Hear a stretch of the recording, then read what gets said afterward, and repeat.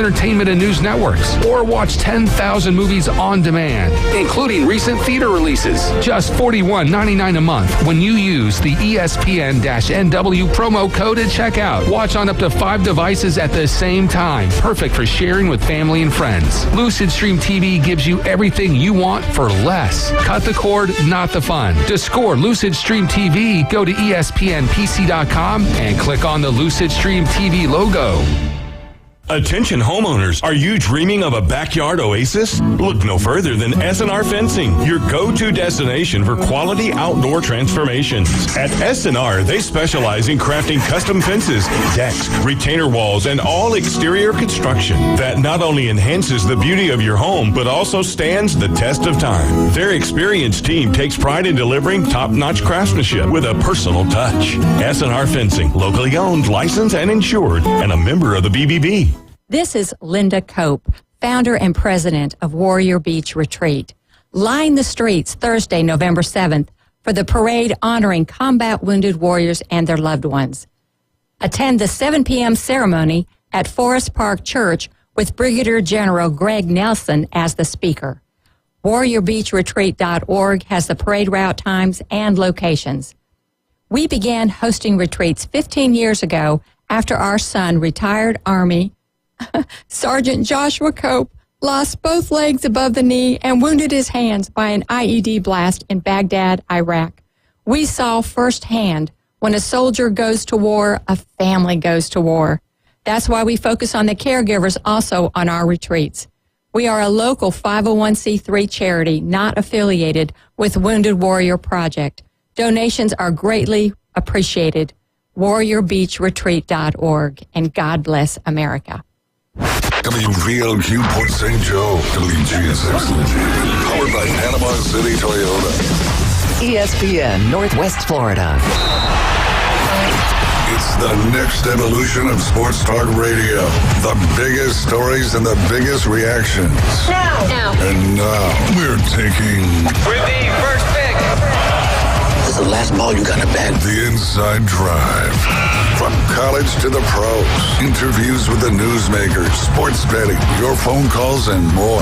And now, the Inside Drive with Ryan Mulvey. Broadcasting from the Bill Kramer Chevrolet Buick GMC and Kramer Marine Outdoor Studios on ESPN Northwest Florida.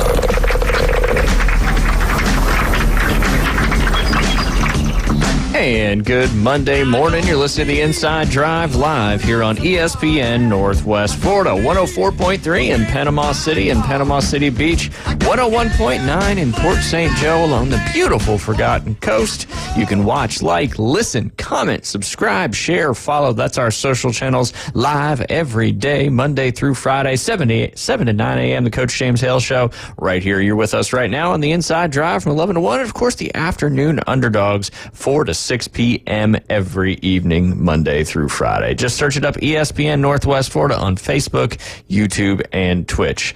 Don't forget to head over to your Google Play or Apple Store, depending on what type of phone you have, and download our free mobile app. If you already have, we appreciate it very much. But if you haven't, really easy to do. Just search 104.3. It'll pop up in the first section of your search results. Go ahead and download that. You open up your app, boom, you hit the play button. I was on the way to Troy this weekend, and once we lost coverage on 104.3, listen to the Auburn game, I was probably right there about the Freeport area, maybe just a little north of Freeport. Switched over to the app, played it through the Bluetooth in my car. It was like we were listening to the radio in the car. So make sure you download that free mobile app when you're wanting to hear us anywhere you want to go. And of course, you can always head over to ESPNPC.com as well. There's a listen live button there. But while you're at ESPNPC.com, check out that little TV channel icon. That is Lucid Streams TV. Right now, you get a free 3-day trial. And of course, with code ESPN-NW, you get it for about $40 a month, over 2,000 channels, all the pay-per-view events, all the sporting events, all the local channels.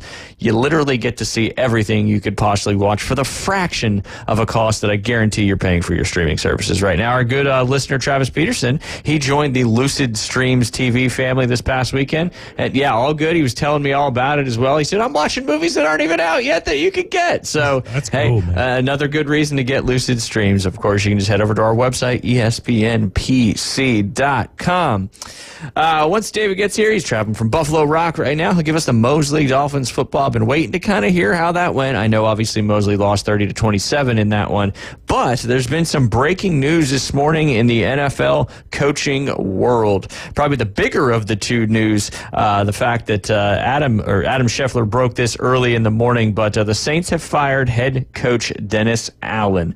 I know a lot of Saints fans in our area have been calling for that to happen. Well, did they win? No, they lost to Carolina. Yeah. Oh, okay. You lose to Carolina, it's pretty much a guaranteed you're out. So I forget the other team Carolina beat. But, yeah, Carolina did beat them. Dennis Allen's tenure as head coach in New Orleans with 2+ seasons was 18-25. Notably, New Orleans started 2-0 this season and scored 40+ points in both wins.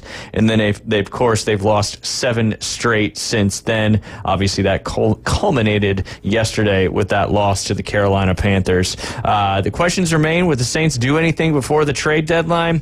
Not really sure. They may be dropping some people, maybe doing a little fire sale. We shall see. Another crazy fun fact that I don't know if this got Dennis Allen fired, but certainly helped the cause. The Saints outgained the Panthers by 150 yards yesterday. They ran for 150+ yards and won the turnover battle. In the last 20 years, teams have gone 275-0 with that particular formula until yesterday. So that record now stands as 275-1. That's when you outgain your opponent by 150 yards, you run for 150+ yards, and you are positive on the turnover battle. So, yeah, Dennis Allen is no longer with the New Orleans Saints. I think this was kind of what a lot of people saw coming. And then the Oakland Raiders making some changes as well. They have fired offensive coordinator Luke Getsy, offensive line coach James Craig, and quarterbacks coach Rich Sangarello. The team announced that earlier this morning. Head coach has not announced yet whether who will be calling the plays or who will be running the quarterback action there for the Raiders. So trade deadline coming up tomorrow. It's a big day tomorrow. We got election day. We got the trade deadline in the NFL, and of course we got the first college football playoff ranking as well. Like I said, when David gets here, we'll talk about that Mosley football game, and but we'll talk about some of the other high school scores from this past Friday as well. I know Bay had their homecoming game over there at Tommy Oliver Stadium, and hard to believe we're in November. They beat Bozeman 41-7 in that game. Destin High traveled all the way down to the Tampa area to play Carrollwood Day and lost that one 55-0. Sneads beat North Bay Haven 33-6. Mariana beat South Walton 54-22. Port St. Joe ends their kind of crazy season. A lot of stuff happened for them, but with a nice 45-0 victory over Jefferson County to kind of finish out the season. As I mentioned earlier, Florida State University High School edged out the Mosley Dolphins 30-27 in that game. I want to talk a little bit about some Braves action as well from over the weekend, or from over, the past 4 or 5 days, whatever it may be. Some things, some moves that they've been making. This was from, I think, yesterday, maybe 2 days ago. The Atlanta Braves signed left-handed pitcher Aaron Bummer to a 2-year contract worth $13 million, with the left-hander set to make $3.5 next year and $9.5 in 2026. The club also signed right-handed pitcher Reynaldo Lopez to a 3-year contract, with the right-hander slated to earn $8 million in 25 and $14 million in 2026.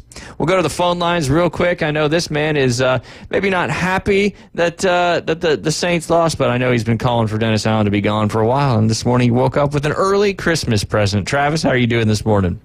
Merry Christmas, everybody. It is November. People are already putting out those decorations, so it certainly came early for you. But Mr. Allen is no longer leading the New Orleans Saints. And thank you, Carolina. I mean, never thought I'd say that. Thank you, Carolina, for beating us. Good Lord. I can't believe how bad it got from the starting of the year to the ending of his tenure was just like worse than I thought it was going to be. Yeah, it got worse as time went on. That's for sure. That's for sure. Like, I knew he wasn't going to be great this year, and I know I've called in and was a different kind of fan at the beginning of the year, but it was way worse than I thought it was going to be before. You know, like I thought it was going to be bad, but not like 0-7. Well, and you had that small kind of glimmer of hope, played a couple teams, scored a bunch of points, and lo and behold, the Dallas Cowboys are another team that's in a world of hurt right now. But then, and then I guess when you drop a game to the Panthers, that's not good for your tenure there. But hey, hopefully, who do you think's going to be running the ship the rest of the way? I just saw. I'm pretty sure they just confirmed. Let me see if I can get it again. Dan something Rizzi. I can't. He was the assistant head coach. He's gonna be running things, I believe. I think it's Dan Rizzi. I could be wrong. But I just saw that on Facebook. Saw that pop up. Gotcha. Hey, well, do you think they'll try to get some draft capital before the trade deadline? Now that they've kind of, I don't want to say conceded the season, but when you fire your head coach when you're 2-7, that's pretty much a concession. That's for sure. There's some talk about getting rid of Lattimore, Marshawn Lattimore. Gotcha. He's been kind of rumored on the trade block for a couple weeks now, with interest in the Chiefs, and it was one more team, and I cannot place that. But, so I think they're going to start. I think they need to keep a couple good players like Kamara has got to stay, but he just signed an extension, and he doesn't want to leave. Yeah. So I doubt they'll force him out the door. I mean, if Dennis wants to take Carr with him, that's okay with me. Yeah. There you go. So you guys think you'll shoot for a quarterback in the draft? Well, I mean, provided we continue losing, we are going to have the number 1 pick. Well, and likely a top 10 pick, no doubt about that. Either way. So, but yeah, I think we should go for. Who was people saying we should go for on quarterback? Shadur. I mean, I don't know about that necessarily, but he might do well. I don't know. I mean, it seems like our rookie is not as good as we thought he might be anyway. Or maybe he's just a rookie. And he kind of had a lot of up and down as well in college. You know, he kind of bounced around a little bit, Oklahoma, South Carolina, and he'd show signs of brilliance, but he'd have some pretty rough games as well. But Shador. And what makes? Oh, I'm sorry. No, I was going to say Shador. You get him behind a decent offensive line, he seems like he can make all the throws when he's not getting sacked. That's for sure. Right. Well, and what makes this weekend this Monday even better is the fact that I can't really be mad about Saturday's loss either. Yeah, are you talking about Florida, Georgia? Yeah. That's a game that we win with DJ Lagway. I mean, it is. And Georgia fans can say whatever they want. I'll be right here to tell you, we win that game with DJ. Yeah. Defense was playing out of their minds. We ended up getting to where after DJ got out and Warner came in, Warner is not great at throwing. Which is a fundamental part of being a quarterback. That's the quarterback part that needs to be there, but like you could tell when he would throw not only in triple coverage, but he would throw it way too high. And I've seen him a couple times throwing triple coverage. Like it's a good thing you cannot aim worth a crap, because that would have been intercepted if you would have put it on where it was supposed to go. Yeah. Yeah, I mean, and it's tough. I mean, he's their third on the depth chart, and then you get thrown into the one of the bigger rivalry intense games that you can play in. So, it's just Lagway doesn't go down. Certainly gives you a lot better chance. Your defense was playing good. I didn't able to watch any of the game. I was just kind of following it as we were up there in Troy, but it kind of was following along and seemed like they were playing pretty strong in the first half. Obviously, Lagway goes down in the second quarter, I think is what you said. Yeah, second quarter, 13-6 whenever he went down. Yeah, that's tough. That's tough. I mean, and another thing, and it takes a lot for me to really applaud the coaching staff at Florida as much as I hate the coaching staff at Florida. But for them to tie it up with the lack of DJ Lagway being in there, they tied it up in the fourth quarter. Yeah, 2020, right? Yeah, pretty incredible. Because it wasn't. You had to kind of either dink and dunk or slants, things like that. It seemed like one thing I will say about Warner is that dude can zing that ball. Like he would throw a slant. I didn't even see the ball. He's got a strong arm, is what you're saying. Yeah, and that might be why he overthrows everybody. But he, when you have to dink and dunk against Georgia, which has got a pretty good defensive line, and their defense is good, and you kind of give them your game plan considering you don't have your star quarterback. I mean, I got to put that on the coaching staff. They did pretty good at that. I will say that it seems to me like the coaching staff is the reason Lagway got hurt, I could say. I mean, why are we calling runs when he's having a good day throwing? You got to keep that defense off balance for sure. Key in on that. You got running backs for that. I don't necessarily agree with running Lagway without. Now, if you're at like 4th and inches, and you do a QB sneak, absolutely go for it. But when you're kind of far back, there's no reason for you to do that. I just think let him throw it, considering he's your second string. He's really the only good quarterback on the roster right now.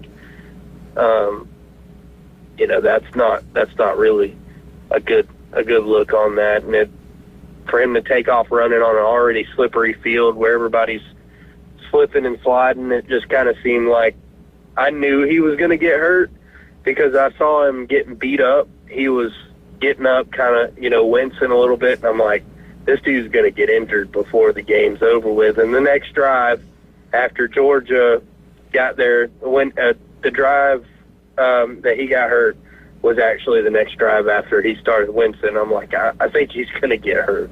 He's getting beat up.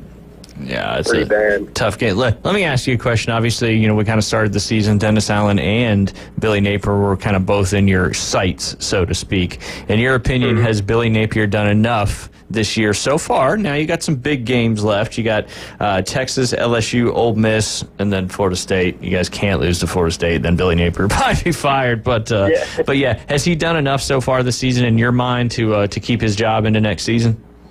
It's scary to think that, I'm starting to have hope in the program now because of what he did against Georgia.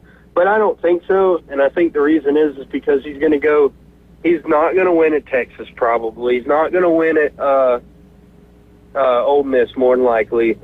And we're talking about not losing to Florida State, but this is the scary part. We just played a physical team at Georgia. We went in there. We were kind of beat up as is. We went in there and left that game with 2 more people on crutches. And we got to play 3 more physical teams. Yep. We got to play Texas, LSU, and Ole Miss. Those guys could cripple that team. And when they do, or if they do, and we go up to Florida State, we might not even have a team. That's what I'm scared about is we're fixing to go through the machine, Yeah. Your schedule certainly, with Georgia but with Texas on the road nonetheless, and then LSU, Ole Miss both at home.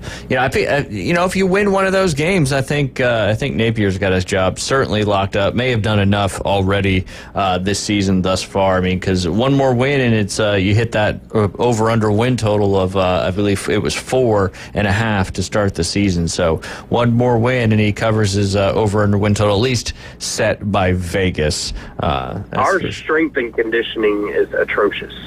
Well, you've had a pretty tough schedule as well, and the teams that you've played have certainly been no slouch as you're approaching the back end, arguably the most difficult part of your season. But yeah, he's a strength and conditioning coach.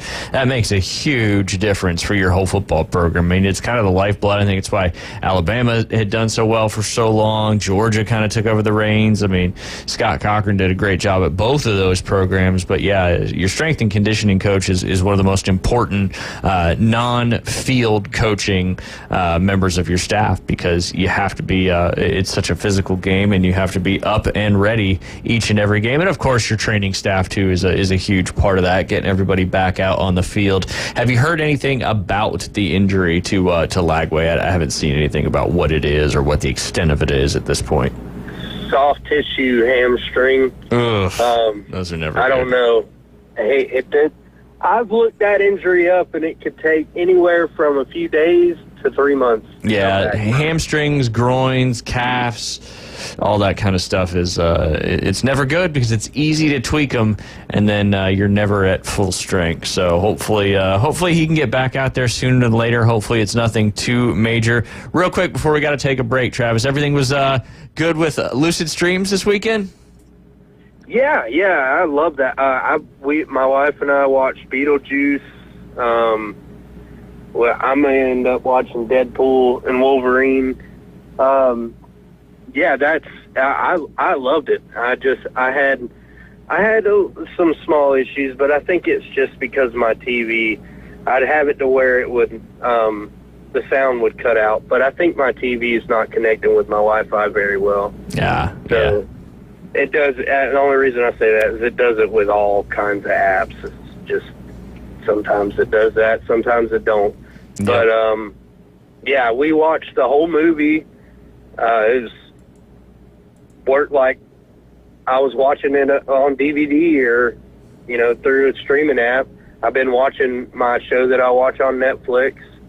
On that, we're gonna end up canceling Xfinity's on cable services and just go off of that. There you go. Save some money indeed. Well, Travis, we appreciate you giving us a call, and hopefully the Saints, it's up from here, and throughout the rest of the season they can make some stuff happen. Who knows, maybe get a very, very early draft pick in 2025 and start that process of turning it around, because it doesn't take long. We've seen it with a lot of other franchises. If you just get the right coaching staff in play, look at the Washington Commanders, they start moving in the right direction very, very quickly. Travis, we appreciate you listening as always. Have a great rest of your day.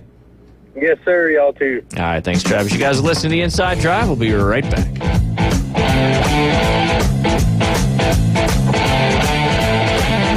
The new app from 104.3 ESPN Northwest Florida is designed specifically for sports fanatics like you. The sports content you demand is always on. Live stream our national and local sports talk anywhere you go. Reach us on all social media. You can also be a part of the show. Call and text into our studios. Plus, up-to-the-minute weather and traffic maps. The new app from 104.3 ESPN Northwest Florida is available at the Apple Store and Google Play. Good morning. This is Joanna on ESPN Northwest Florida with your forecast on this Monday. Clear skies this afternoon and evening with a moderate breeze around 13 miles per hour out of the east-southeast, and look for the high to be 82. Tonight, there will be mostly clear skies with the temperature reaching 71. Partly sunny throughout the day with a very small chance of rain showers in the evening tomorrow with a high of 81. This weather is brought to you by Ellis Agency Insurance. Thank you for tuning into ESPN Northwest Florida. Rely on it. Dak Cajun Place is your LSU and Saints football headquarters. Saints and LSU fans, wear your team colors and score a free Jell-O shot when your team scores a touchdown. Only at that Cajun Place. Get $5 pitchers on select draft beers during all live football games. Catch all the games at once with the NFL package on 27 large TVs at that Cajun Place. And the best wings on the beach. The locals' favorite, that Cajun Place. With over 65 years of combined experience, Instant Replay Sports Cards is happy to help you take your collection to the next level. They carry all the new hobby boxes, signed memorabilia, and supplies. New and vintage cards and Pokemon. They sell and trade cards and are always looking to buy. They're an authorized source for Topps, Panini, Upper Deck, and Leaf cards. Instant Replay Sports Cards is open 7 days a week at 752 West 23rd Street, down from Academy Sports. It can always be reached at InstantReplaySportsCards.com. Burton continues family legacy. I'm Susie Armstrong. The story next on NASCAR Today. Hey, Dave, we need your truck to help us haul our camping gear. Sure, but it's not a truck. It's a Traverse. Introducing the first ever Chevrolet Traverse C71 with best-in-class max cargo volume and standard best-in-class 17.7-inch diagonal touchscreen among three-row SUVs. It's the perfect companion on any trip. Make the most out of life's adventures in a Chevy Traverse. Chevrolet. Together, let's drive. Based on latest available competitive data, with rear seats folded flat. Cargo and load capacity limited by weight and distribution.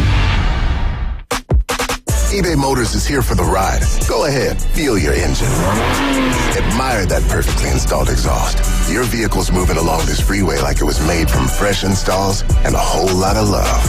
With eBay Motors, you get over 122 million parts to keep it running. And with eBay Guaranteed Fit, they'll be the perfect fit every time. Plus, at these prices, well, we're burning rubber, not cash. Keep your ride or die alive at ebaymotors.com. Eligible items only. Exclusions apply.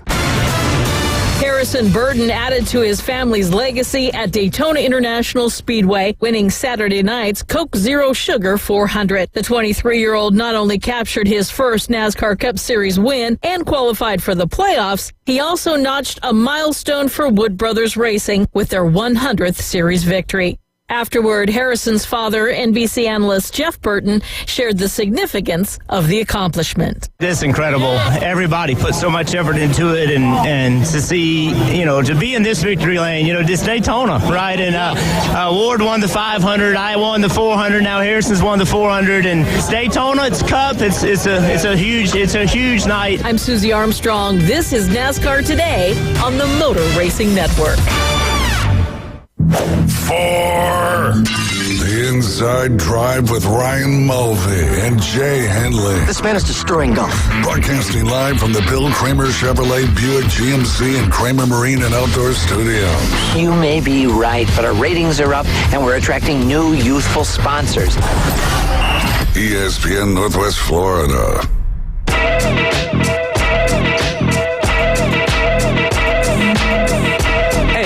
Welcome back. You're listening to the Inside Drive live here on ESPN Northwest Florida. Your home for those Mosley Dolphins, who will be playing a playoff game next Friday. We don't know against who. We don't know where. We don't know. Well, probably the when is probably going to be 7 p.m. But as soon as we have all that information, we will certainly divulge all the playoff teams from here in Bay County and what their schedules look like. David Hayes, fresh off the trip over there to Tallahassee. I know I was listening to it a little bit while we were driving around, and obviously not the result that Mosley would have liked in that final game of the season, but it sounds like kind of a battle-tested, maybe a little bit of a check for them as they get a bye week this week and they roll into the playoffs next week. Yeah, I mean, it was Florida High gave them everything they could handle and then some. They were very great across the defensive front. They made it. They stopped Locavion Jackson more times than I had seen Locavion Jackson stopped in all previous 9 games on the season. They made it tough for Mosley to pass the ball. But Mosley also was giving them fits on the defensive side, and it seemed like in the second half, Florida High was able to kind of answer the question, fill a piece to the puzzle, if you will, and it was one of those situations where there was questionable calls, no doubt about it.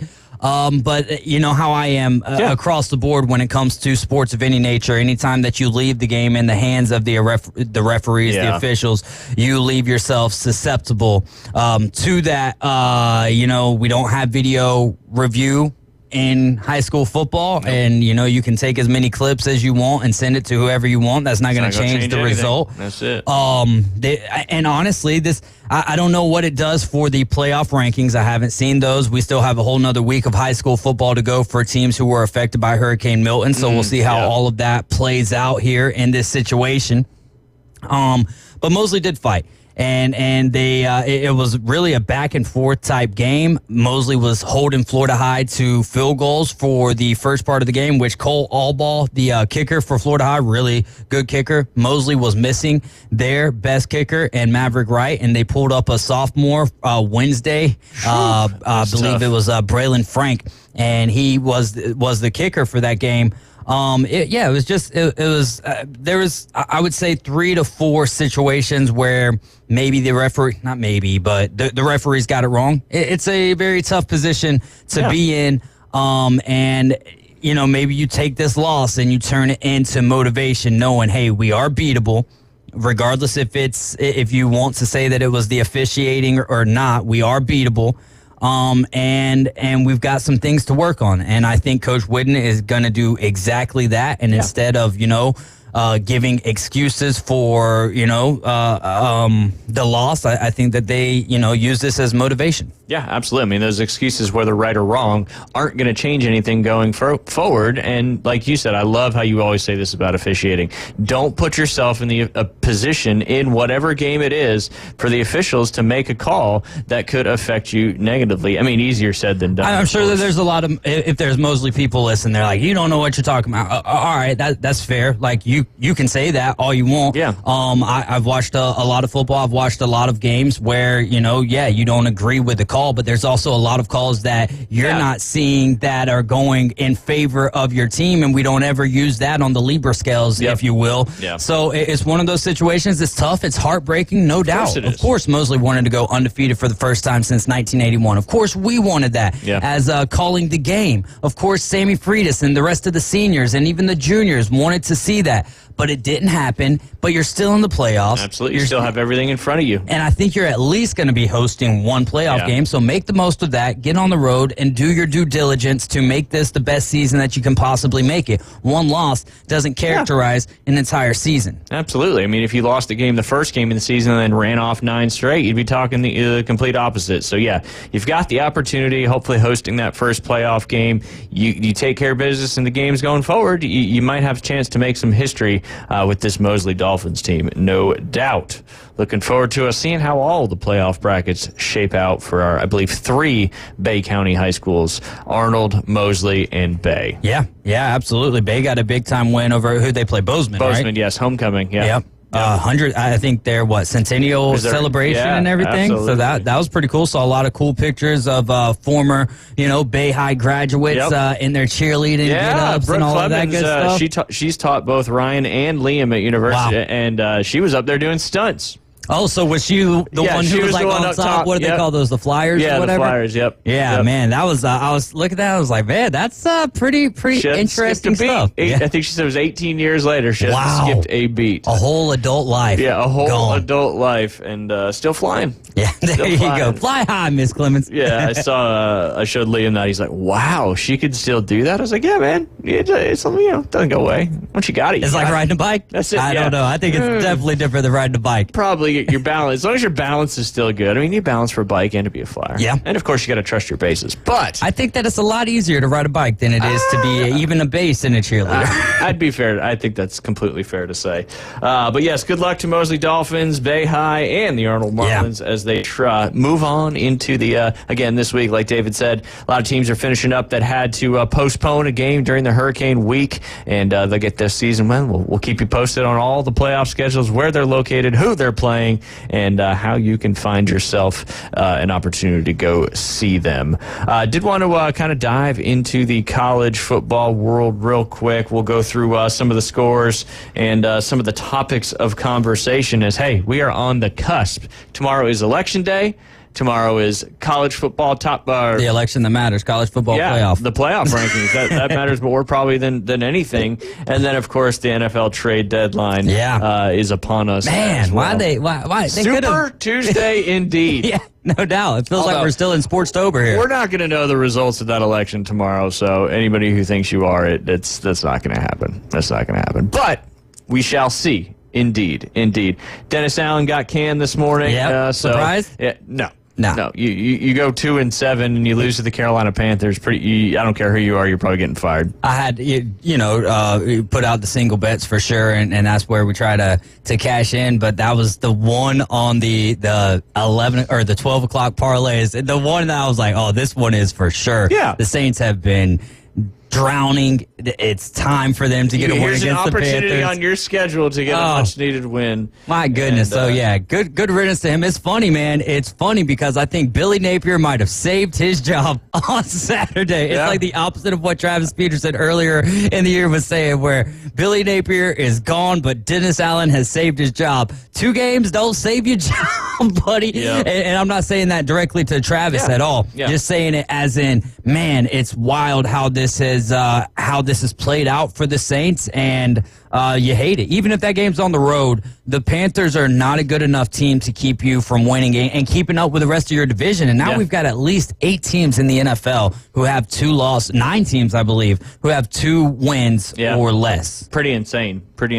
I mentioned this in the race first for the segment. number 1 pick is crazy. And I know you love my fun fact. So this is one. And Travis did call in the first segment, was talking about Dennis Allen. I was asking about Billy Napier and all that. But so I didn't summon him to call back. No, and you might. The Saints outgained the Panthers by 150-plus yards. They ran for 150-plus yards and won the turnover battle. Over the last 20 years, teams that have had that criteria have been 275-0. Oh, wow, undefeated. I was going to say maybe there's been 2 or 3 losses like that. Nope. That is the first one that has happened in the last 20 years. Way to make history there, Coach. And now he's that was probably an easy decision for Saints ownership there. I mean, but what you're kind of writing the season off one way or the other, I guess. I mean, what do you do at this point? You're 2-7. You play for next year at this point, and I don't think that you get some draft picks, maybe make a couple trades. Right, and I don't think that means that you need to go in and not try to win any more games. I think that you're doing a disservice to the guys who are competitive on your team with that type of a mindset. But one thing that stands out to me is, Chris Olave got stretchered off yesterday with concussion. Very scary situation. Very scary. But then you've got Mike Thomas, who hasn't been, a threat in the league in maybe 4 or 5 years. Had, maybe 1, maybe 2 good years. Right. I'd say he had a little bit more than that. But it's been a while, and maybe I'm exaggerating by saying 4 or 5 yards, and he's just going off on Derek Carr. It's like, Derek Carr's still playing football, brother. Yeah. Like, what are you doing, And where are you? I wish that, I had those tweets right in front of me right now to read those, and I think Derek Carr gave it an excellent response in his post-game presser saying, man, I've got a lot of teammates, and I love Mike, but he's about the only guy that never got along with me, because you really don't hear guys talking negatively about Derek Carr, but Mike Thomas, has kind of continuously, and it's just funny that it's the guys who aren't doing it anymore that have the most to say. Yeah, absolutely. A couple of those tweets I do happen to have in front of me. Just 2 of them. I know he tweeted quite a bit, but he said, dude, scary and panic, just throw the ball and get him the F out of there. He's so ASSS. No, not 4 S's, just 3. just 2. And then he said, they fired all them coaches to try to cover up his flaws. He's still doing the same, you know what. He currently was just kind of firing off yesterday. Easy to do when you're not there in the football game and sitting on a couch or wherever you may be. All right, real quick, some college football scores. Last Friday night, Boise State continued their great season as they handed it to San Diego State, 56-24. Ashton Jeanty, he went 31 carries, 149 yards, and 2 touchdowns. Although he is not the Heisman betting favorite favorite anymore. Still very close. Just last 3 Heisman winning running backs, 2 from the great University of Alabama and 1 from Southern Cal. Ashton Jeanty this is through 8 games, 1,525 rushing yards, 8 yards per carry, 20 rushing touchdowns. At this point, Derrick Henry had 1,044 yards, 5.8, 14 total rushing touchdowns. Mark Ingram rushed for 1,004, 6.4 yards per carry, 8 rushing touchdowns. And then Reggie Bush back in, I think that was 2003 or 4. I think 2004 was the Heisman year. 909 on the ground, 8.2 yards per carry, and 10 rushing touchdowns.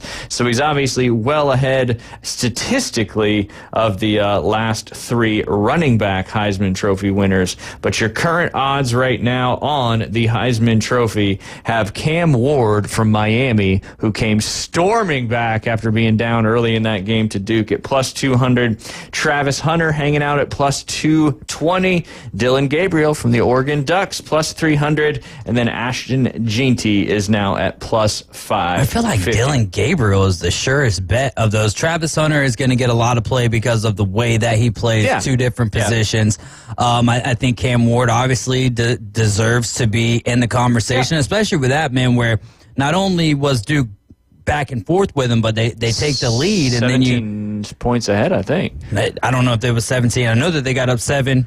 I know I looked at one point and I had them in another one. I was like, oh no, come on, Miami. And then I did look to the end of the game. I was like, oh, okay. Yeah, I had Duke with the spread, and and then the fact that they covered it that way was wild. So you do got to give him some looks. I think Ashton Jeanty, as much as cool of a story it would be, I don't think he's going to be making any noise. Yeah, he might make it to New York. Oh yeah, he's definitely going to be in the. He'll get to wear his suit and hang out and have a good time. But yeah, Dylan Gabriel. We always kind of talk about the best player on the best team. Obviously, Dylan Gabriel's leading the Oregon Ducks right now, who traveled those 2 time zones to the Michigan Wolverines in Ann Arbor and Michigan Stadium, and kind of just were in control of that game. Got up. They 28-10 at halftime and kind of cruised in that second half. Didn't do anything crazy, ran the ball a bunch, but ended up winning that game 38-17. I did give that one, I got it right here, Oregon minus 14.5 as a lock of the week as we went off the air last Friday,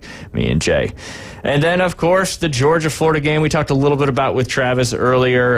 It was close. DJ Lagway goes out in the second quarter. Florida ties it up in the fourth quarter. Did Travis give his hot take that everyone's given?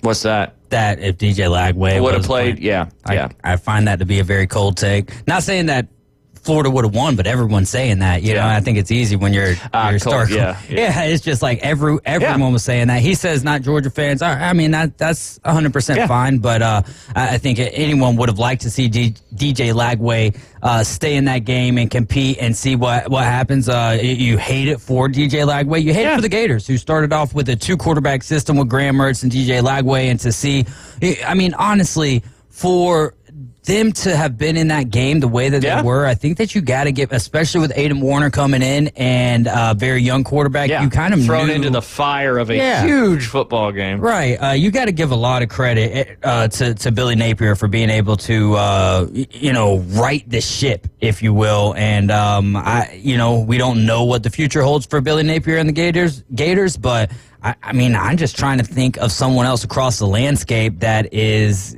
really worth firing Billy Napier for at this point. No, especially with buyouts and all that good stuff. But yeah, question for you before we have to take a break. Is Carson Beck's interceptions, I believe he's had 8 in the last 2 or 3 games. He added 3 more against the Gators. Is that a concern as Georgia goes through the back end of their season looking to go to potentially the SEC championship? I think that they're a good enough team. Who over there on their schedule? Who do they have that you think really even gives them a run for their money now? I mean, I think Ole Miss and Tennessee can give them a run for their money. Right. Yeah, no, they absolutely can. Will they? I don't know. But Ole Miss on the road certainly. Now Ole Miss has faltered against Kentucky, but Tennessee's got a good defense, so they can absolutely get into the mind of Carson Beck. Are they playing with fire? Because they keep coming back from these mistakes. Obviously, the Alabama game was one of the bigger ones, but they continue to come back. If they I think that's a Kirby Smart choice. I don't know what the backup looks like. Oh, I'm not saying like switch quarterbacks. I'm just saying, do you think if he doesn't clean up that play? Well, yeah, but that's an obvious answer, right? If you're turning the ball over 3 or 4 times a game. You're kind of playing with fire. It's not kind of. You are lighting a match. You have gasoline nearby, and it's combustible at any point in time. Yeah. Tim Adams, I want to see what he just said. Tim Adams says, Billy Napier couldn't beat Georgia with a combination of Brett Favre and Peyton Manning in the backfield. I mean, they were close for a little while. Yeah. And again, it does come down to the mistakes that Carson Beck was making. And I think that anyone who's not a Florida fan kind of felt, especially after DJ Lagway went down, that the game was Georgia's. It's really, are they going to cover the spread or not? Which I think they ended up winning by 14, right? Yeah, they scored. So they didn't cover in the final frame. Yeah, depending on what spread you got. But yeah. They were moving around quite a bit. But we got to go ahead and take a quick break. You're listening to the Inside Drive on this beautiful Monday morning. We'll be right back. ESPN Northwest Florida is your touchdown headquarters for the Mosley Dolphins and the Auburn Tigers. Touchdown, Auburn! Plus, premier college and NFL games. Your source for the most live football on the Gulf Coast in a rich audio experience. ESPN Northwest Florida. PCB Hobby, the beach's premier hobby store for sports cards, comics, coins, and trading card games. PCB Hobby carries the largest selection of boxes and packs from the latest releases of brands like Topps, Panini, Leaf, and more. Looking for a specific player or team? PCB Hobby has a wide assortment of raw and graded cards. They carry parallel rookie, game used, and autographed cards in both modern and vintage. Have a collection you want to sell? We buy, sell, and trade. PCB Hobby on Back Beach Road, just east of Florida Linen. Call 850-320-8388. Hey folks, Chris Kramer with Bill Kramer GM. And the best place to listen to the Inside Drive with Ryan Mulvey is inside a brand new vehicle from Bill Kramer GM. And I want you to know we've got 10 times the amount of inventory on the ground as we did this time last year, and darn near all of them are discounted. So shop us online at BillKramerGM.com or visit us at the corner of Frankfurt and 23rd. We'll make it easy and take great care of you. Mahalo Grounds is the newest coffee bar on PCB's East End. Conveniently located beside Cartona at the Hathaway Bridge, 7131 West Highway 98, Panama City Beach. Mahalo Grounds provides small batch, fresh roast coffee and espresso drinks. Their beans are from a small batch roaster out of Apalachicola, Bayside Coffee. Whether you are wanting a double espresso or a seasonal latte, they have you covered. Come experience the difference in coffee artistry at Mahalo Grounds. Auburn basketball returns November 6th. Cardwell to the basket with authority. Unbelievable. Bruce Pearl and the reigning SEC tournament champions are ready to take on the most challenging schedule in school history. Right wing three, Denver. Yes! Big three. Tonight. Turn, shoot, good. Catch all the action on your home for Auburn basketball. ESPN Northwest Florida. War Eagle. Live from the 19th hole. I can't believe you're a professional golfer. I think you should be working at the snack bar. It's the Inside Drive from the Bill Kramer Marine and Outdoor Studio. The price is wrong. ESPN Northwest Florida. And welcome back. You're listening to the Inside Drive live here on ESPN Northwest Florida. Got some updates from Jay. He texted me some screenshots, and still pretty early. I think Mosley's kind of got about 6-7 holes left when he sent this particular message and screenshots, and Arnold's got about 12-13 holes left, but currently Arnold's plus 29 and Mosley is plus 45. The top two right now are plus 4 and plus 7, and the top two move on to the state finals down there at Howie in the Hills, and of course I believe they take individuals as well that aren't on a qualifying team that live in some certain amount near the top, that's for sure. But over there in Lake City, competing in the regional championship. All right, back to some college football action from this past weekend. Number 4 Ohio State takes down number 3 Penn State, and James Franklin just cannot beat Ohio State. Continues to be a theme there, that is for sure. Penn State since 2021 is 35-5 against anybody else not named Ohio State or Michigan, and Franklin is 0-7 against those 2 blue bloods, and that included Ohio State with, I believe, 2 goal line defensive stands in that football game. Pretty impressive. I didn't see a lot of action on Saturday. Obviously, we're up there at the Troy Coastal Carolina game, but Ohio State did what it needed to do in Happy Valley, won that one 20-13 to keep stuff going. Penn State has dropped their first one of the season, now 7-1, 4-1 in the Big Ten.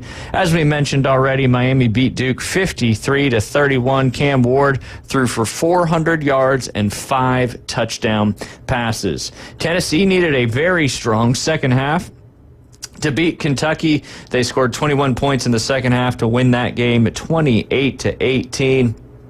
I was listening to this one. When we were driving back, we left about 6 o'clock. Driving back, was listening to the South Carolina-Texas A&M game on South Carolina's website and Bluetoothing it through the car. So it was exciting listening to those guys. We used to have them in the market I used to live in, so I did kind of remember them. Man, South Carolina whooped them.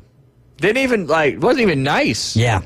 Whooped them 24 points, and I fell asleep in that game, so I really ain't got nothing to talk about except for from the early before I fell asleep. It was a onslaught, and Beamer had a game plan ready, man. Yep. And that's again, listen, Ole Miss, Tennessee, they could beat Georgia. The chaos is not even close to being finished. What comes out tomorrow on the college football playoff rankings? If you think that that's it, where have you been for the last 5, 6, 10 years? Yep. And how these things play out at the end of the year. The good news is if you're at the top, you got a lot better shot this year than in years prior. But, that's absolutely true. I'm just saying there's going to be so many things that shake out here at the end that it's going to be a wild ride. Yeah. Yep, absolutely. And don't forget, you got conference champions get those top 4 slots as well. But yeah, South Carolina, Sellers and Sanders were pretty much the 2-man show in that game, running all over Texas A&M. And, it was a big win for South Carolina. And, South Carolina at home is a tough out. And Texas A&M learned about that very, very quickly. I think going into that game very confident. And South Carolina shut them out in the second half. Not only played great on offense behind Sellers and Sanders, both rushed for a lot of yards, but South Carolina's defense held Texas A&M to 0 points in the second half. Yeah, and that was the healthiest Rockets been all year. Yeah. So, South Carolina is a team that they started off the year by giving Kentucky in SEC play, gave Kentucky a huge run for their money. They gave Bama a run for their money, and I think it just goes to show. There's no more undefeated teams in the SEC. The race is about to get a lot more wild, and Texas A&M can convolute things just a little bit more with a win against Texas at the end of the year. Yep. Hopefully Auburn, that's going to be the only time of the year that I root for Auburn this year is when they play Texas A&M. See, here's the thing though, man. They could. The thing with Auburn, and not even talking about the fans at all, just talking about their season is it's been very inconsistent, right? When they're playing the lowly teams, they play well. But you go back to last week, and it's like, man, if we could just run the ball like this, and then they get away from we'd be fine. And then and they do that, which I think is a poor. It's inconsistency on behalf of the head coach, which you got to be wondering right now with what is the Tigers 3-6 at this point, 3-5. 3-6, I believe. Yeah, that's and his record's the same as Harson's through the first same amount of games. And there was supposed to be a lot more higher hopes for Hugh Freeze, and you hate it, man. This is definitely not what the Tigers envisioned bringing Hugh Freeze in. But at some point, my thought process on it is this: you can give him one more year so that he finally You have to because of the recruiting class. Yeah. Right. And if he doesn't do it with his recruiting class, then it's like, what are we doing? But let him get his quarterback in there and see if that changes things. I think that he's too much of an I coach and not a we coach, and I don't think that is very conducive to a winning college football program that plays in any one of the 4 top-tier conferences in college football. Yep, because it's if you want your players to be we players, your coach has to be a we coach as well. So Deion Sanders, next coach of the Auburn Tigers. Ooh, that'd be something. Bring all the bring the party to the Plains. Oh goodness, you heard it here first. All right, Texas A&M dropped one. I know Alabama fans were happy about that one, and see, a lot of people were telling me that, I don't say a lot of people. AG and some of the conversation we were having on Wednesday was like, well, don't you want Texas A&M to win out? I think anybody that's in front of first off, Alabama has to beat LSU. Yeah. That's not a given. And Auburn's not a given because it's a rivalry game. Mercer, I would like to think Mercer is a given, and then Oklahoma feels like a given, but again, you just kind of never know. But yeah, I think if you're at this point in the SEC and you want to make it into the SEC championship, which just almost gives you an automatic bid into the college football playoff, not having to win or lose that game, but just be in that game. Yeah. I think that you want to see everyone in front of you lose, and you just kind of keep winning. And I think if you're LSU, you feel the same way. I think if you're LSU, you like the fact that Texas A&M lost. Georgia, I mean, man, could you imagine how that changes things up if Georgia takes a loss, because now we're talking about their second SEC loss, which catapults Texas above them at that point in time. I mean, there's the scenarios are prevalent. Yeah. That's for sure. But yeah, I'm not even going to look at how the tiebreakers play out until we get to the final 2 weeks of the regular season. That's it. Yeah. Iowa State dropped a late one to Texas Tech 23-20. Another shakeup in the SEC. The Clemson Tigers dropped their second game of the year. Surprising. Louisville kind of came out of nowhere on some great defense. And some good offense as well, and knocked the Clemson Tigers with their first ACC loss. Indiana stays undefeated, 9-0, 6-0 in the Big Ten, and that's leading to the big clash against the Ohio State University. I believe that's 2 weeks, because Indiana's got Michigan this week, and then they go to Ohio State next week. Ooh, exciting. Yeah. Who would have thought the start of the season? But here we are. 47-10 in that one. Houston upset Kansas State 24-19. Kansas State's now got 2 losses in the Big 12. Hope starting to fade away a little bit there. And then the, I don't want to say the surprising ACC team, SMU, got the big dub against Pittsburgh 48-25. I believe now they've climbed to the top of the ACC rankings, 8-1 on the season, 5-0 in the SEC.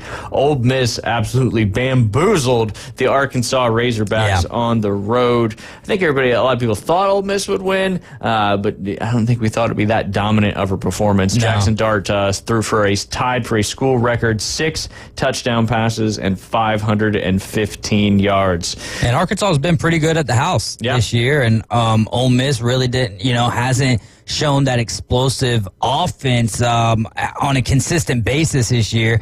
And then, Jackson Dart comes out with just an incredible passing performance. And who was the wide receiver again?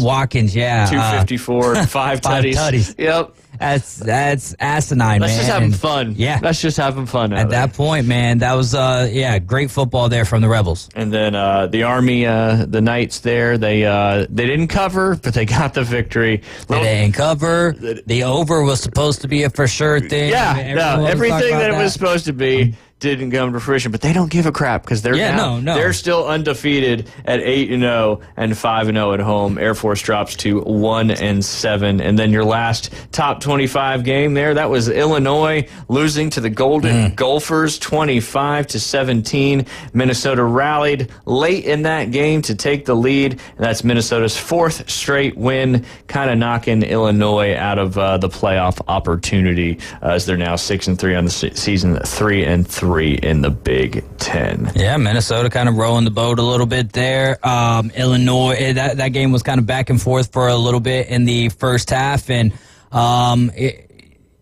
Illinois is not as good as that number that was ranked, that had them ranked at 24. I mean, they had they looked terrible against Oregon. They looked they didn't look that good against, I believe it was Michigan. And then earlier in the year, I believe it was that I believe it was with Purdue that it was like 50-49 or something. Yeah. So they had the number by their name, but I don't think that they were as good as what.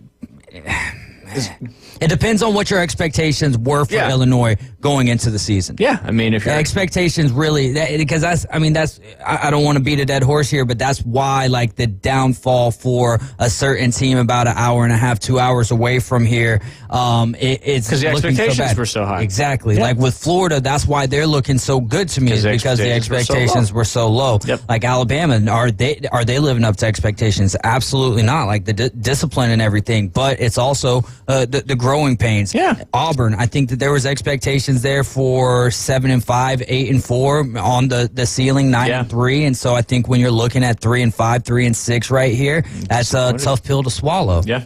No doubt, no doubt. The BYU still leading the Big 12 as far as standings wise. You've got let's see over Iowa State went down. Yeah, they lost. Yep. Yeah, they lost to Texas Tech. Yeah. The Red Raiders. Hey, Big 12, man, we talked about this at the beginning of the year. The Big 12 is going to be one of the more fun conferences to pay attention to. Honestly, I think the ACC is worked its way to a point where you're only looking at maybe 2 or 3 teams that really are vying for an opportunity for the ACC championship.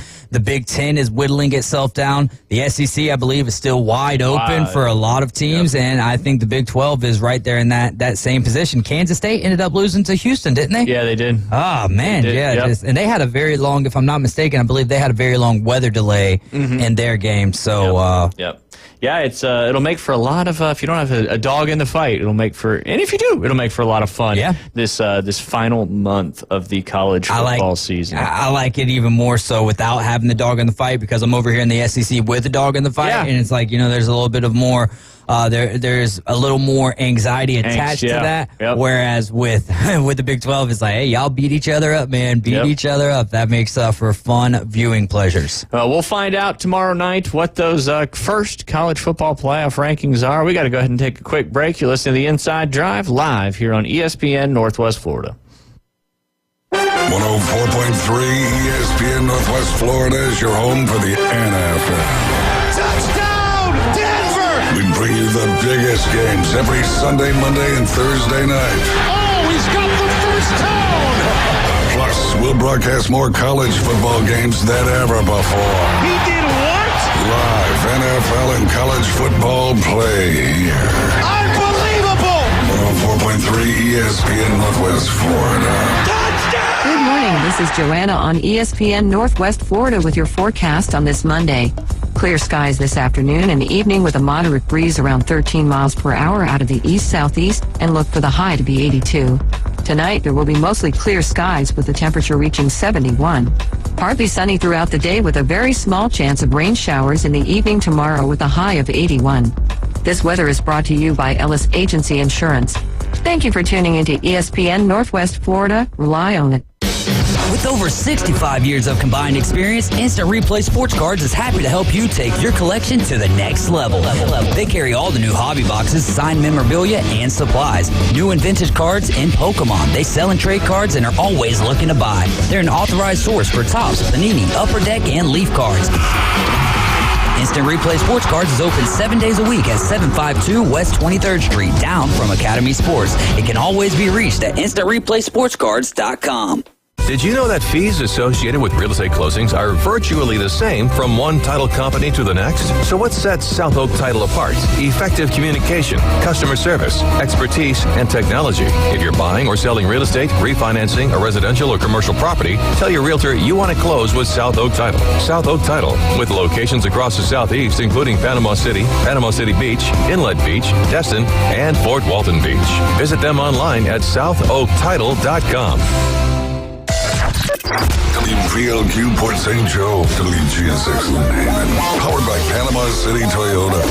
ESPN Northwest Florida. Sky rockets in flight. Afternoon delight.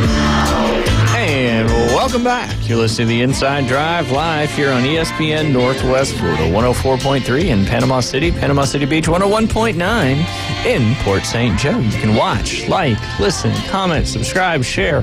3 great local shows streaming live on Facebook, YouTube, and Twitch. Just search up ESPN Northwest Florida. If you already follow us, we appreciate you. If you listen to us already, we also appreciate that. And if you follow and listen and like and watch and all that at the same time, we just appreciate you very, very much. You can also download that free mobile app inside the Google Play or Apple Store. 104.3 is all you got to search up. We dove into that app when we lost the Auburn coverage on the way up to Troy. And I tell you what, listening to football in the car makes the drive go a lot quicker. There's no doubt in my mind about that. Try to find some fun games, their radio stations, listen to, well, when you got, when your son's in the back just, basically taking a nap, it gives me something to listen to. Oh, yeah, no doubt. I mean, I like listening to football. I feel like if there's music that you really enjoy, that makes it go by fast. I've also found if I'm driving, 2.5, 4 hours, you try to see how much of the New Testament you can listen to. There you go. Yeah, so I think anything that you're listening to and it's making your mind work, and so you're not just, obviously you got to be focused on the road. Yeah, but not the monotony of, exactly. I think that Sunflower seeds do the same thing for me on that. There you go, because you're always working on something. Yep. Your mind's thinking of. What about boiled peanuts? You like boiled peanuts? I do, but in the car, tougher. I do like boiled peanuts. So first ever boiled peanut I had was at a Coastal Carolina football game. There you go. Now, how did Liam enjoy the experience of being press? Essentially, he loved it. He loved it. And we got there, and I had never been to Troy before, and actually really beautiful campus. I was very impressed how modern everything really was.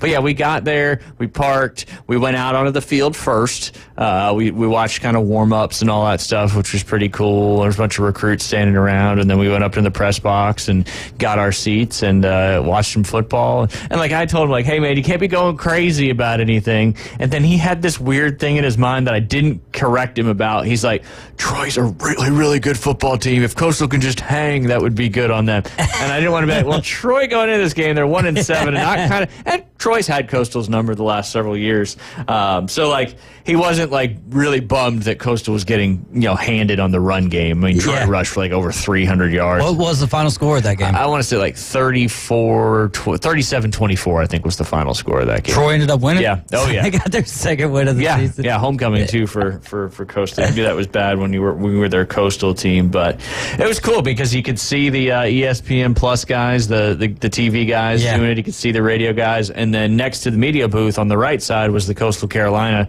booth coaches. So they blocked a punt in the first quarter, and you could just hear them all going nuts. Yeah. So he had a good time. Yeah, that's definitely a unique experience. There's one way of going to the game as a fan and having great seats and stuff like that, but being able to get onto the field, I can't even imagine being on the field at his age. I've been on baseball fields, but not, that's just a different level there. And so really glad y'all were able to go check out that and get to see Coastal Carolina. Absolutely. In the same breath. It was a good, nice, fun trip up there on Saturday. And it's not that far. 2.5 up, 2.5 down. Easy peasy. Listened to a lot of football and was back in time to be home and watch the end of the South Carolina Texas A&M game. Oh yeah, so nothing. You didn't miss anything really. No. I mean, and we were keeping up with some stuff. What was the final score of that game? Was 56? 44-20. Okay, 44-20. Yeah. So. Yeah. And I've been to a lot of South Carolina games. I've probably been to 10 South Carolina home games. So I've always kind of had a special place in my heart for South Carolina. So I always kind of pull for them a little bit. And, you always pull for upsets when you don't have any skin in the game. So you kind of saw it developing, and they just kept it going. And, it was pretty cool.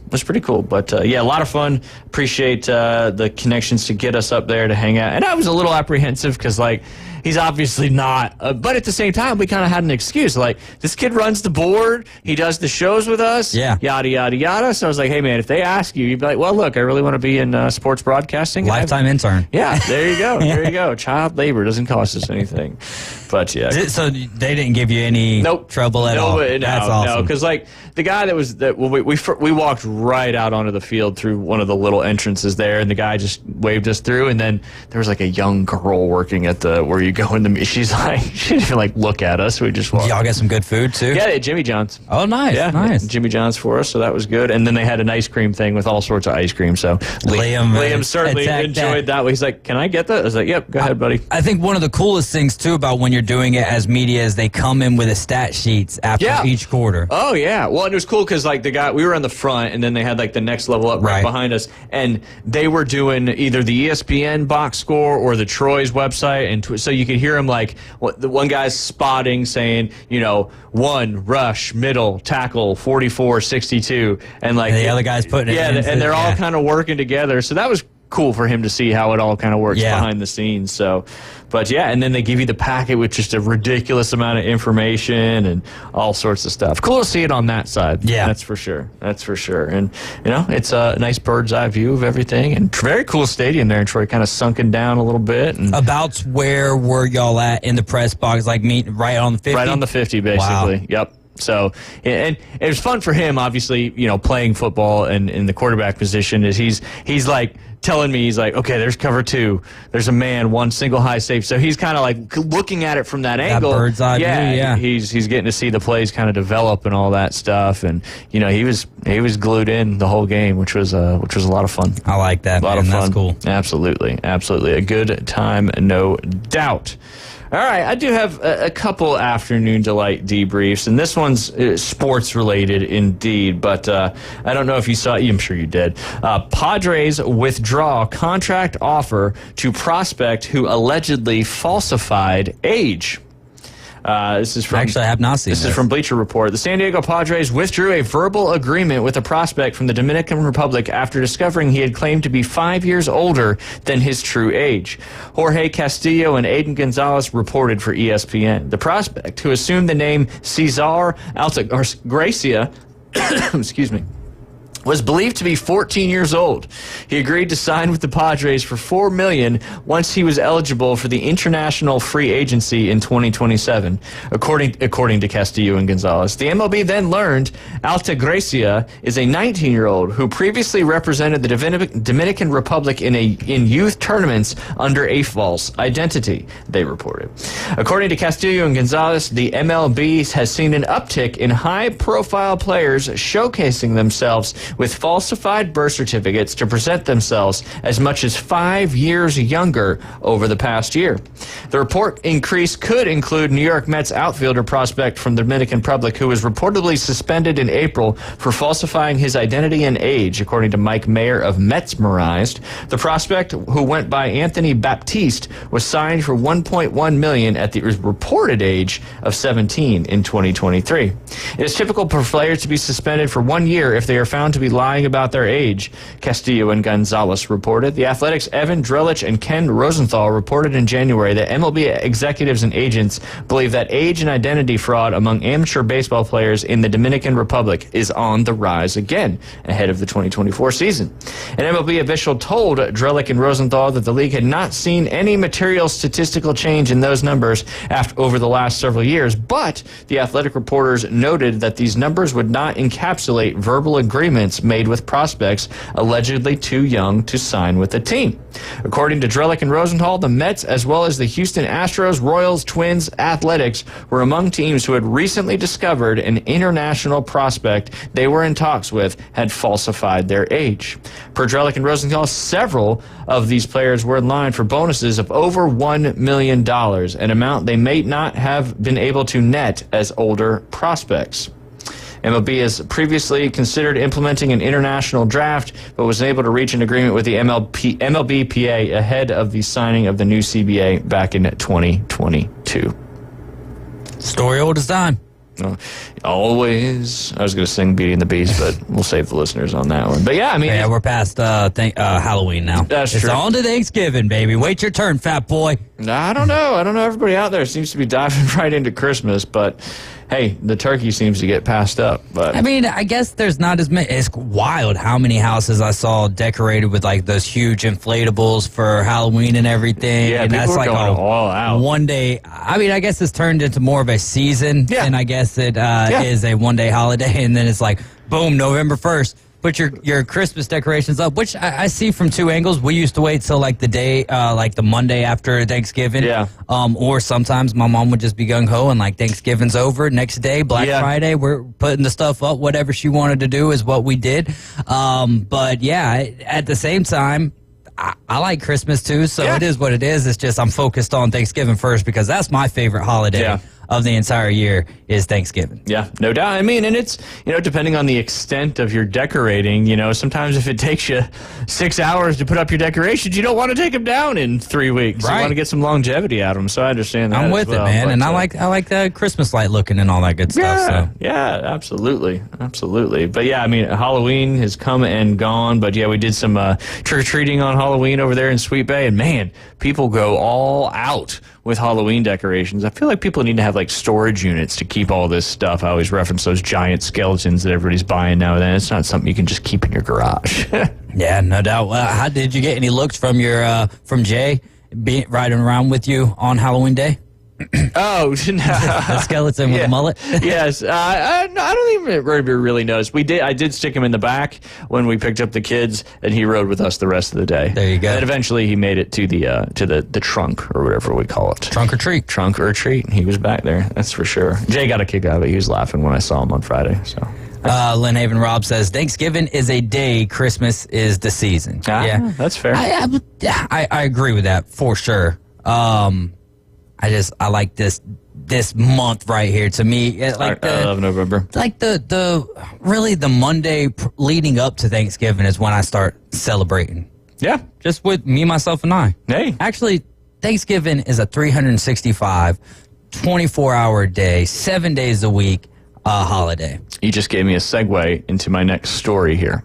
Perfect, brother. I read your mind. You did good. Obviously, we know what's coming up tomorrow. Arguably, we're more divisive than we've ever been in this country. Oh, boy. Here's a little story just on maybe how we should all act towards one another. And found this from Very Interesting's Facebook page. Came across my feed this morning. It's a story about someone and their neighbor. It's a picture of a guy edging a grass out in front of somebody's house. And the story goes on to say, "This is Steve, my neighbor. He doesn't know I snapped this photo from my window, but I couldn't help it. It captures something so special. When my husband was deployed, one of our worries was, surprisingly, the grass.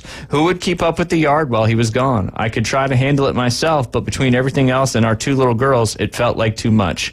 We considered hiring a lawn service, but even that meant coordinating and checking the job every time.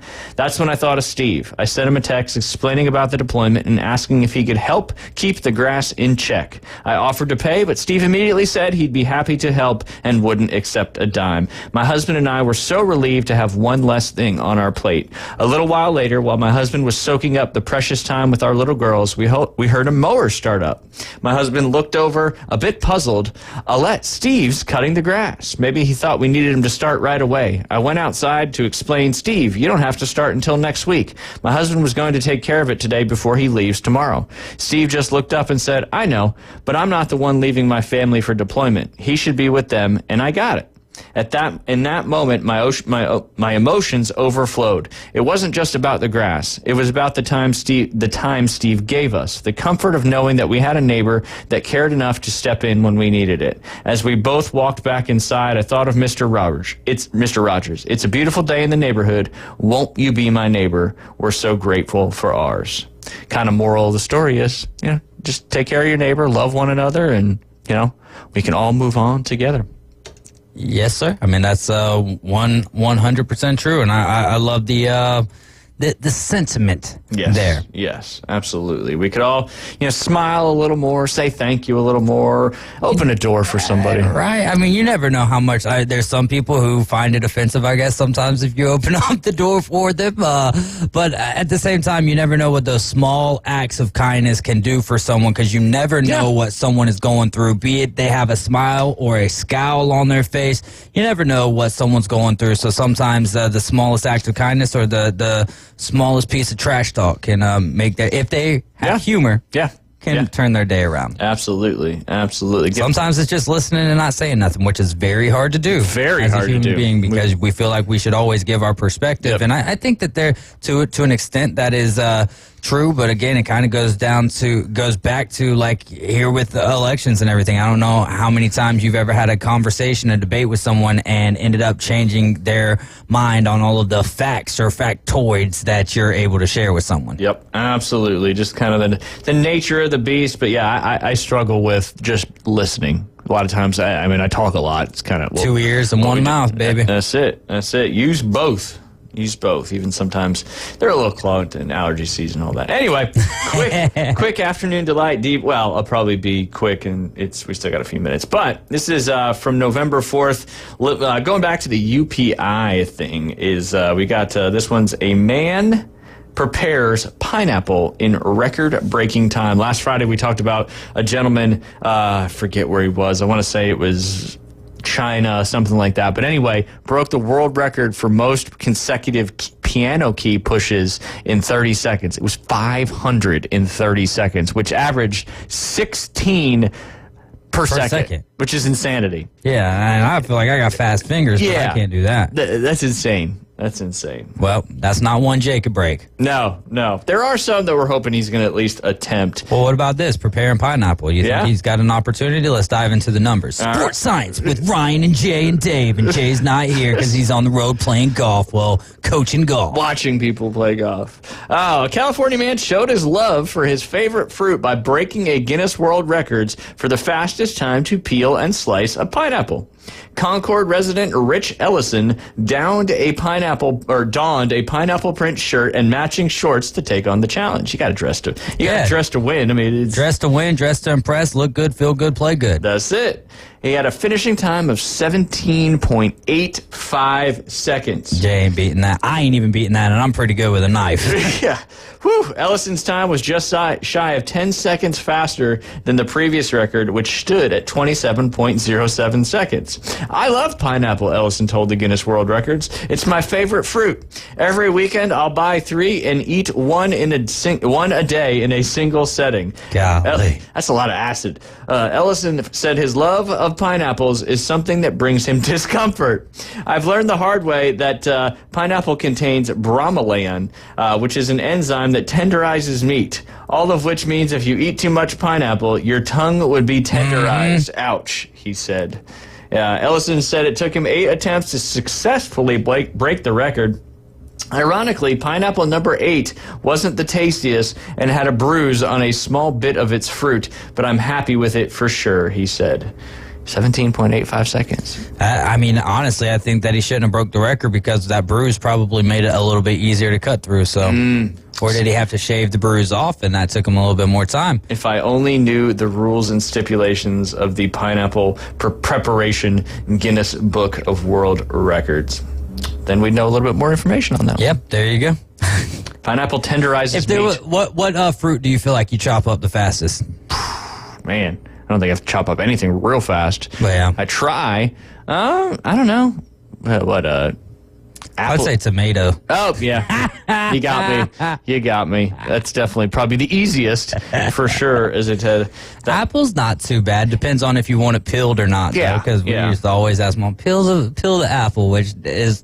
No, leave the apple skin on. That's the best part for you. It is. It's just like a banana, man. You're supposed to eat those things with the peeling on. I know. What do they say? All the vitamins are in the rind or the peel or the skin, whatever it may be. But I saw something, some like stupid Facebook post where it was like, if you ever have bad stains on your refrigerator, take an orange and scrub it with the orange, and it won't help, but at least you did it. It'll smell better. Yeah. Oh, I did want to get to this one real quick. And this is from Not Common Facts Instagram page. Flock of hungry sheep devour over 600 pounds of marijuana. In Almaros, Thessaly, Greece, a group of sheep sought refuge from flooding caused by Storm Daniel by wandering in a greenhouse and munching on 600 pounds of medical cannabis. As the storm unleashed heavy rains and caused widespread flooding across the central and eastern Mediterranean, affected nations such as Libya, Turkey, Bulgaria, and Greece, these sheep found an unusual shelter. Which I'm not sure, you can't just eat the playing. I don't know. Maybe the sheep hung out and were feeling pretty good. I would imagine that. See, the thing is I would imagine that's something that has substances in it that if you eat it, it would, especially for an animal, 600 pounds worth. Yes, I mean, I would imagine that it does something. Sleepy sheep. Yeah. They had little baths that turned into Z's. They all took a nice long calm nap after that one. Could you imagine like the mountain goats doing that, and then all of a sudden they're just like falling off the mountains? They faint anyway, so now they're just doing it quicker and longer. But we'll go ahead and take a quick break. When we get back, me and David are going to talk about the NFL action from this past weekend. You're listening to the Inside Drive live here on ESPN Northwest Florida. It's a neighborly day in this beauty wood, a neighborly day for beauty. Would you be mine? Could you be mine? ESPN Northwest Florida, the afternoon underdogs. I did want to do a shout out. I mentioned that we had gotten a Tom Brady autograph patch card in, and somebody heard us on the radio, and it's by. So ESPN Radio, they were listening to it, and they came in the shop and bought it. Let's go, dude. Here comes Randy for the commission. 4 to 6 weekdays. 104.3 ESPN Northwest Florida. Good morning. This is Joanna on ESPN Northwest Florida with your forecast on this Monday. Clear skies this afternoon and evening with a moderate breeze around 13 miles per hour out of the east-southeast, and look for the high to be 82. Tonight, there will be mostly clear skies with the temperature reaching 71. Partly sunny throughout the day with a very small chance of rain showers in the evening tomorrow with a high of 81. This weather is brought to you by Ellis Agency Insurance. Thank you for tuning into ESPN Northwest Florida. Rely on it. Are you tired of hearing 2 weeks when you call to get your boat worked on? Hey folks, it's Chris Kramer with Kramer Marine and Outdoor, and we'll get you in and back out on the water as quick as possible. We're a full-line Yamaha outboard dealer and Suzuki outboard dealer, and we have master-trained certified mechanics on site. So if it's just an annual service, electronics install, trolling motor install, or all the way up to a full repower, we can take care of you. So stop by and see us in the corner of Frankfurt and 23rd next to Bill Kramer GM, or call us at 850-851-0453. The cult classic film Ghostbusters is celebrating their 40th anniversary, and Krispy Kreme is joining the celebration by offering 4 inspired donuts, plus a new drink. There's the Ghostbuster Cookies and Cream made with Oreo donut, the Slimer donut, an Ecto Sprinkle donut, a Stay Puft Marshmallow Man donut, and the new Slimer Slimeade drink. So, who you gonna call? Krispy Kreme Donuts, that's who. In front of HCA Hospital, 23rd Street, Panama City, and the Ross Clark Circle in Dothan since 1937, where you get them hot. The locals love it. You're gonna love this. You are my favorite. It's my favorite. Everybody's favorite. The Inside Drive with Ryan Mulvey. Live from the Bill Kramer Chevrolet Buick GMC and Kramer Marine Outdoor Studios on ESPN Northwest Florida.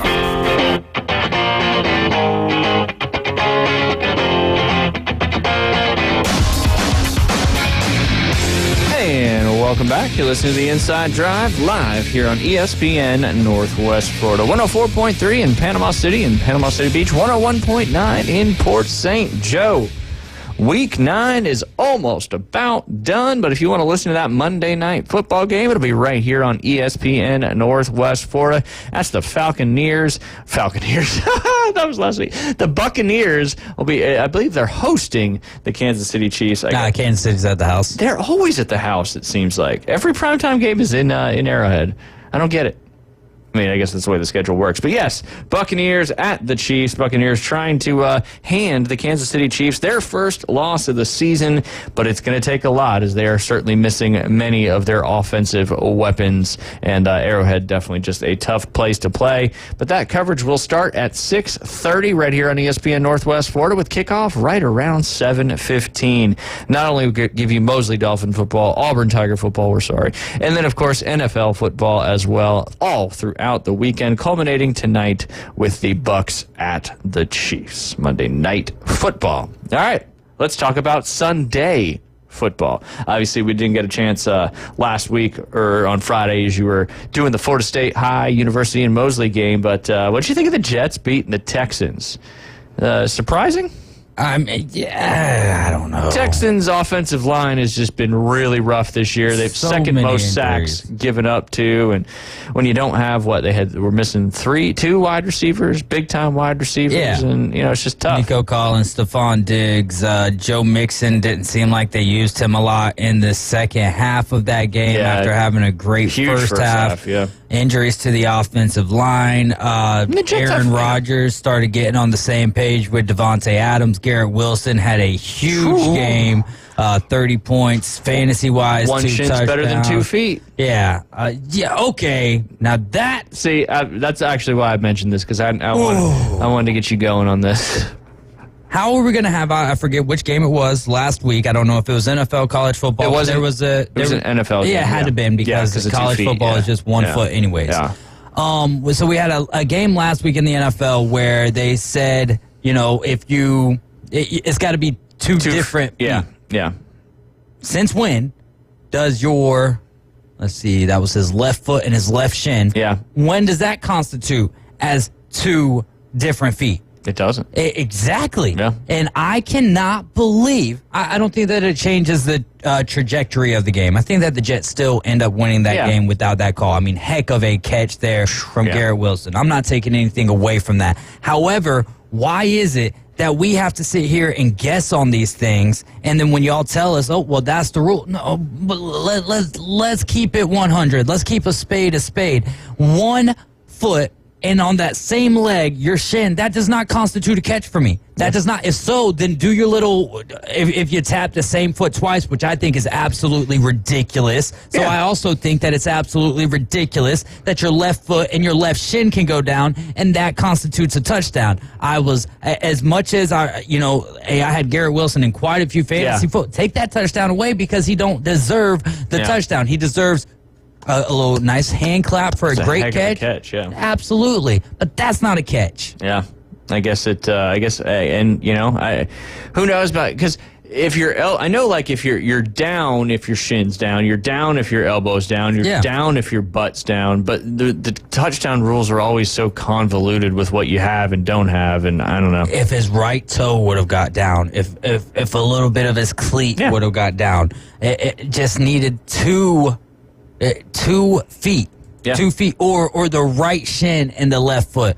I'm okay with that. Right knee and the left foot. But if that right foot doesn't ever go down, and then it goes in this order, foot, shin, and then your knee goes hits down out of bounds. Yeah. No, not a catch. I don't understand how that stood, because I'm sitting there watching. I'm like, all right, great catch, but there's no way that they're going to let this ride. And, I mean, there was conclusive amount of evidence there that was not a touchdown. You would just I don't think get it. If your knee goes down out of bounds before your second foot touches in, then you would think that's out of bounds. Exactly. Like, who's writing the NFL rule book and says, oh, if your shin on the same leg as your foot that got in touches before your knee does, then, because, I mean, I'm looking at my knee and my shin, and if I just put my leg on the ground, my knee is going to hit before my shin almost every time. Yeah, well, in that case, it didn't go that way, though. No, which is strange, but... Yeah, those guys got a little bit of...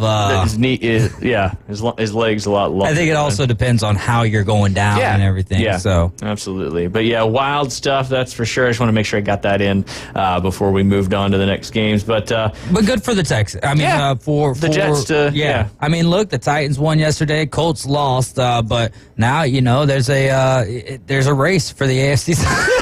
Yes, just 4 games. But no, seriously, on this side of things, right? The last 2 years. Okay, you go back a couple years, it was the Tennessee Titans who the year prior, they win the AFC South. Then they're leading the AFC South, looking like they're going to run away with the division. Boom, 6 or 7 game losing streak to finish the season. Last year, Jacksonville Jaguars win the AFC South. Then last year, they jump out to a nice, all right, they're going to win the division. Then boom, terrible losing streak. Could that trend continue this year with the Houston Texans, especially after Nico Collins isn't coming back till week 10, which is only 2 weeks away. And Stephon Diggs out for the year. Offensive line banged up. CJ Stroud's got people on his breathing down his back all the time. Joe Mixon is having a career resurgent type year when he's healthy. When he's in and when he's healthy, for sure. The defense, I think, is phenomenal over that. didn't they lose Will Anderson in that game as well? They did. So, I mean, could that trend continue in the AFC South and then maybe make it, the Colts win this year? And then, hey, who knows? Yeah, absolutely. Absolutely. But we do know one thing. That is the Dallas Cowboys drop another one. And this time they lost to the Atlanta Falcons up there at the Mercedes-Benz Stadium. Falcons improved to 6-3, and the Cowboys dropped to 3-5, 2 games below 500. And if you've been at all on the internet looking at sports stuff, you can see Dak towards the end of the game, after he goes out with a hamstring and a hand injury, he says, you-know-what-ing suck. And, Big D's got some issues right now, and, hopefully they can salvage some of the season. But the Eagles and the Commanders certainly look really good moving forward in the NFC East. Moving right along, the Dolphins got a walk-off game-winning 61-yard field goal by Tyler Bass to beat the Miami Dolphins. Dolphins are trying to make something out of the season. Looked a lot better in this game. Definitely looked real good towards the end of that game, but just a little too late for Miami. As like I said, Tyler Bass knocked through that 61-yarder to win for the Bucs. That was awesome. That really was awesome. And the wind, I think at one point when they were on that final drive, and you feel so bad for the Dolphins who really needed that win. Tua played very well in that game. They played good that game. I think both quarterbacks really played tremendously. Obviously, the completion percentage was a lot better for Tua. The run game for the Dolphins, I don't know why they ever got away from that. But when they were on that final drive, the wind was like 9 miles an hour in their face. Yep. And then right as they go to kick that, like the wind just subsided. Yeah. And, he was able to drill that thing. And, man, what a kick from Tyler Bass. It feels like these days, if it's 60 and over and it's for a game winner, that thing's going in. It's going in.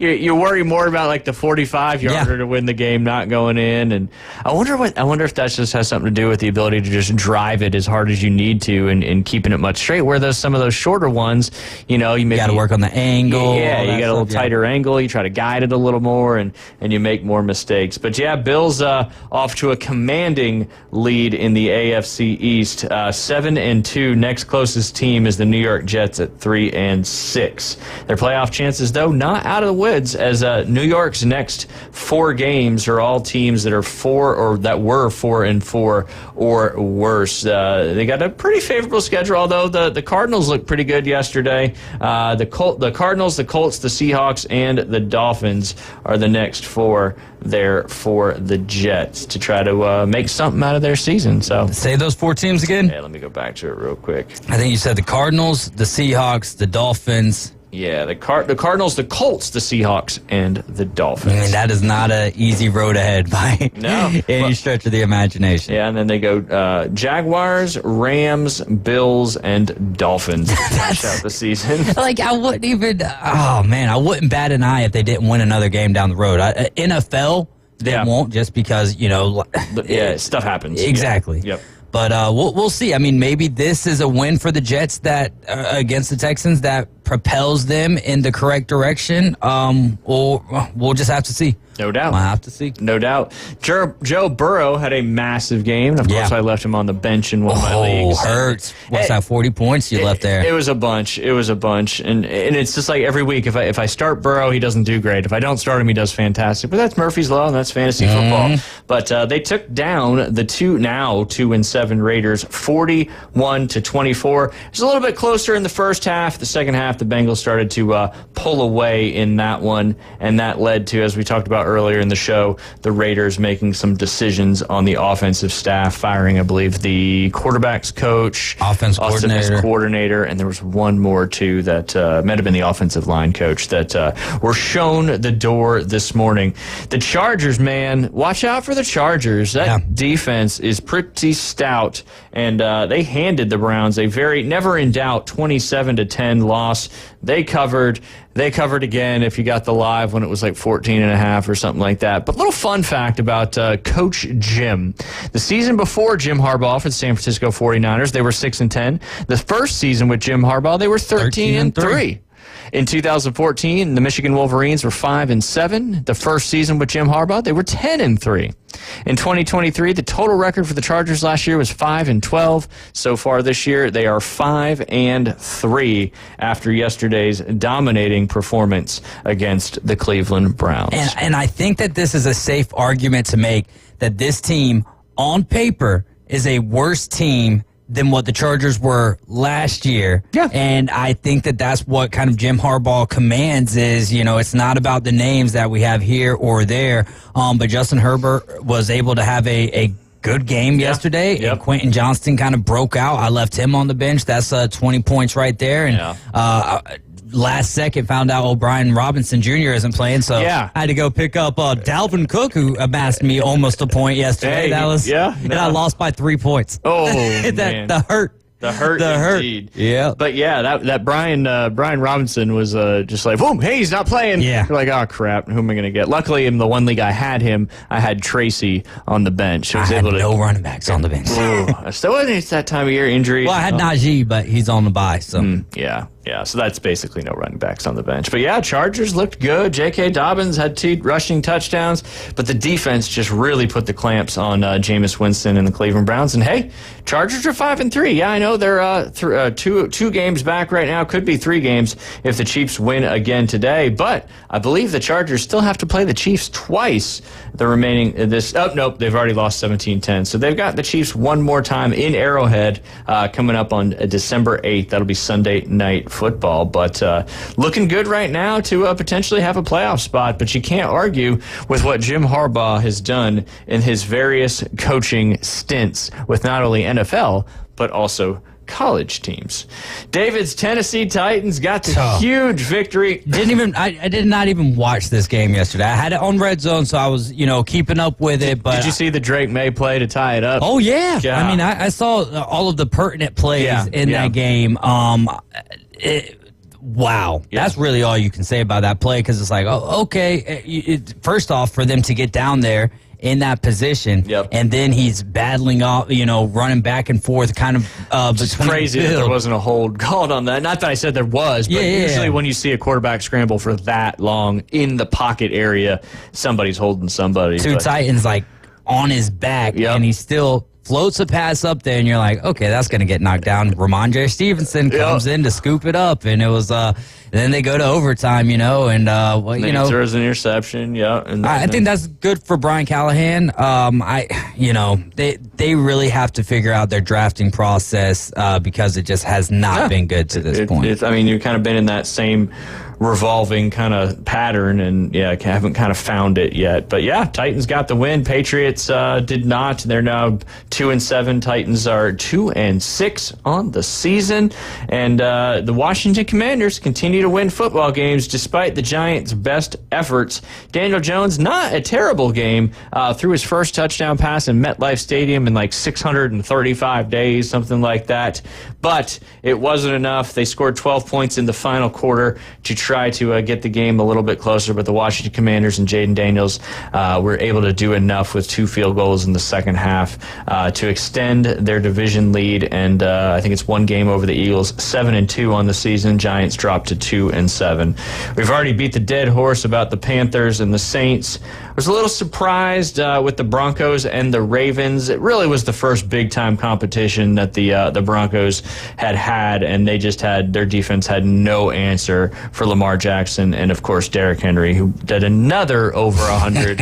And I don't know why I didn't think to bet a Derrick Henry anytime touchdown, because if you do that every game, I think for the last 8 games, he's going to win you some money. But the odds weren't beautiful. No, it was they were minus 275. Yeah, or something. That's probably why, because the value was terrible. But hey, if you would have done multi-touchdowns, I'm sure it would have been pretty good. But or you could have just kind of parlayed it with the over. I think it was at 90.5 or so. You could have done that.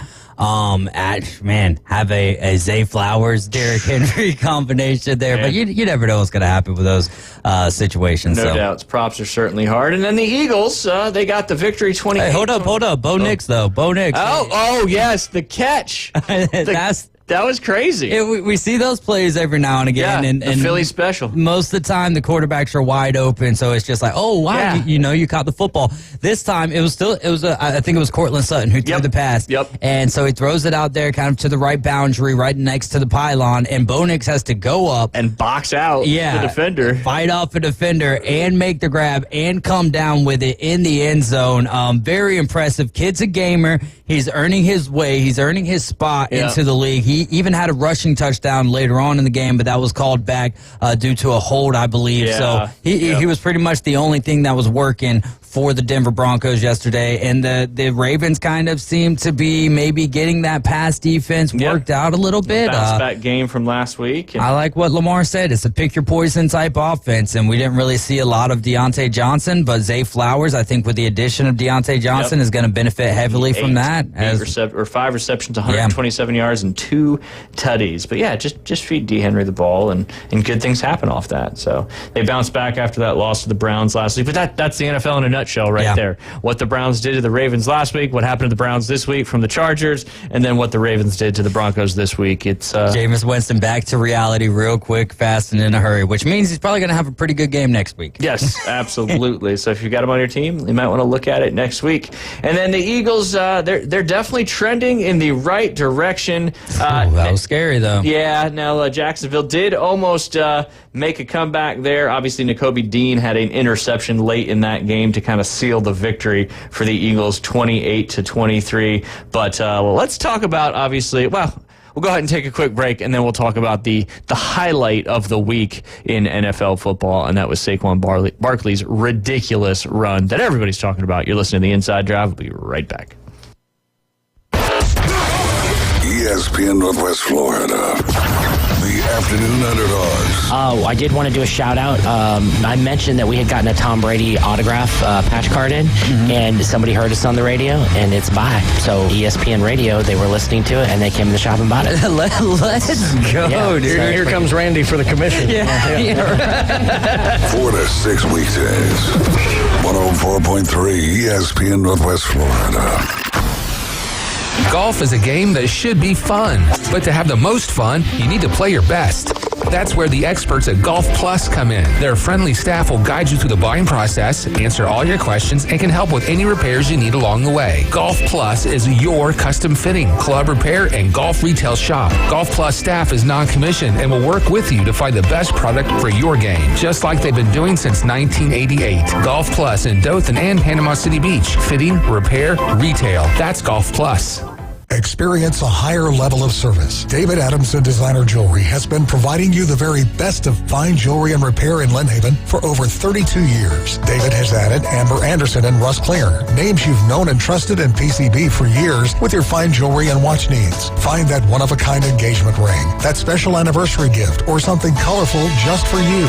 Amber and Russ will find it or build it for you. Serving Bay County and beyond in Lynn Haven at the corner of Ohio Avenue and 9th. David Adamson Designer Jewelry. Drivers who switch and save with Progressive could save hundreds, which could be life-changing. I mean, you could put that money towards concert tickets for your daughter to see that singer who sings about painful breakups. And one song will inspire your little beauty to break up with that beast she's dating, Brian. Instead, she'll date someone who's nice and worthy of her love, not someone who addresses you and your spouse as bro.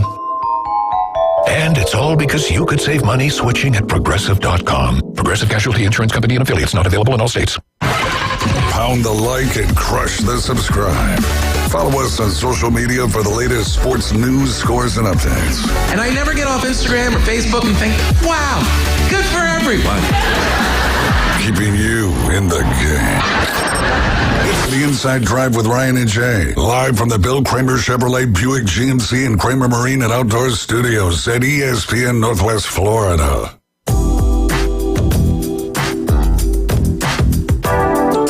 And welcome back. You're listening to the Inside Drive live here on ESPN Northwest Florida. Picking right back up where we left off, we were talking about that Eagles-Jags game, but there might not be another play more video game-like than what we saw yesterday. You can't even do that on video games. No, you can't, because you can't turn around and jump backwards over somebody. But yeah, if you don't know what we're talking about, your head's definitely in the sand, because yesterday, Saquon Barkley, just not only the backwards hurdle, but the spin move he hit was just absolutely perfect, and then jumps over. We see hurdles all the time going forward, but to hurdle somebody backwards is just pure insanity. Obviously, he got tackled right when he hit the ground, but just an unbelievable. Still hurdled him. Yeah, just unbelievable, and it just goes to show you how incredibly athletic these NFL football players are. Because I hadn't seen anything like that before. No, I've never seen anything like that, and it seemed like he was going to double up on the spin move and spin to the left around that defender, and then he kind of like looks back and said, "Yeah, like just leapfrog backward style." Like,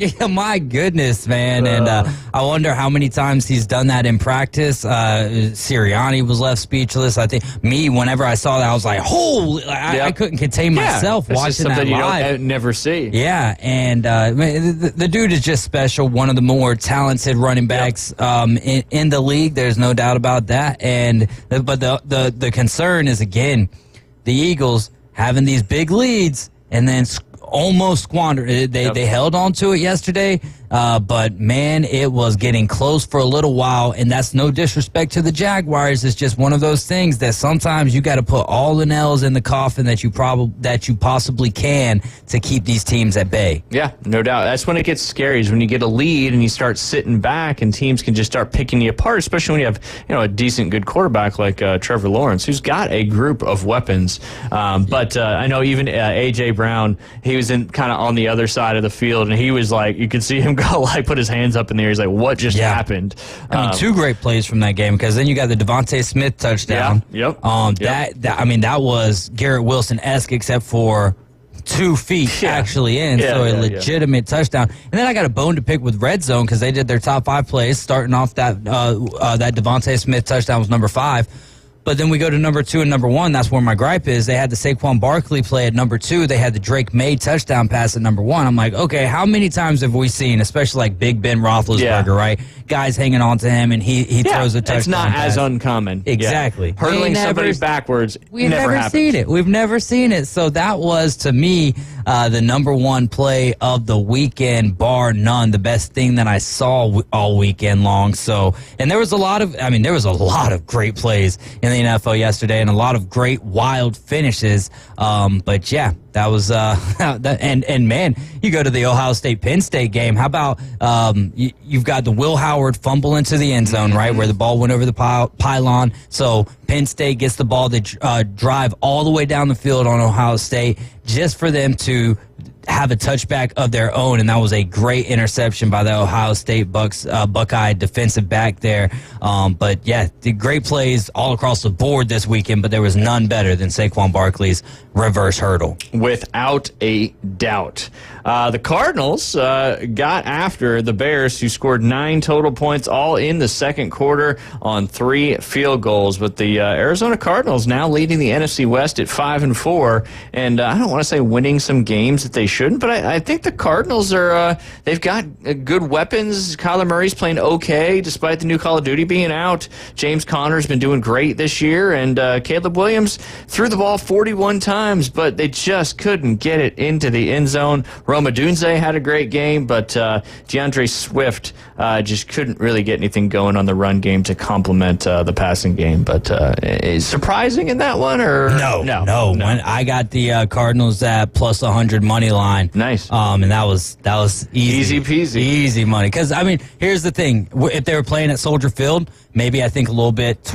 I think twice as hard on that one. But knowing how the Bears have played on the road this year, the Cardinals had a great win against Miami on the road last weekend. So for me, that was a pretty easy line, and it didn't start out. I think the Cardinals were favored going into that game, but you know how them live. So once I saw plus all that thing, I was like, hammer that. Got it. Yeah, NFC West, very, very, very tight race. I think the Niners. Yeah, the Niners really needed the Rams to pull that game out yesterday, huh? Yeah, they did. Absolutely. The Seahawks have dropped to 4-5. Cardinals are 5-4. I believe both of those teams on a bye week this upcoming week, and the Niners get back in action this weekend, and the Rams are also 4-4. But finishing out the slate from yesterday, a wet, rainy game up there in Green Bay. The wind was howling, the rain was pouring, and the Lions got it done. Go ahead. Well, I was just going to say the bye week teams is the Browns, Packers, Raiders, and Seahawks. I wasn't in no rush. Gotcha. Yeah, so the Lions, ran the football well, and even though Josh Jacobs led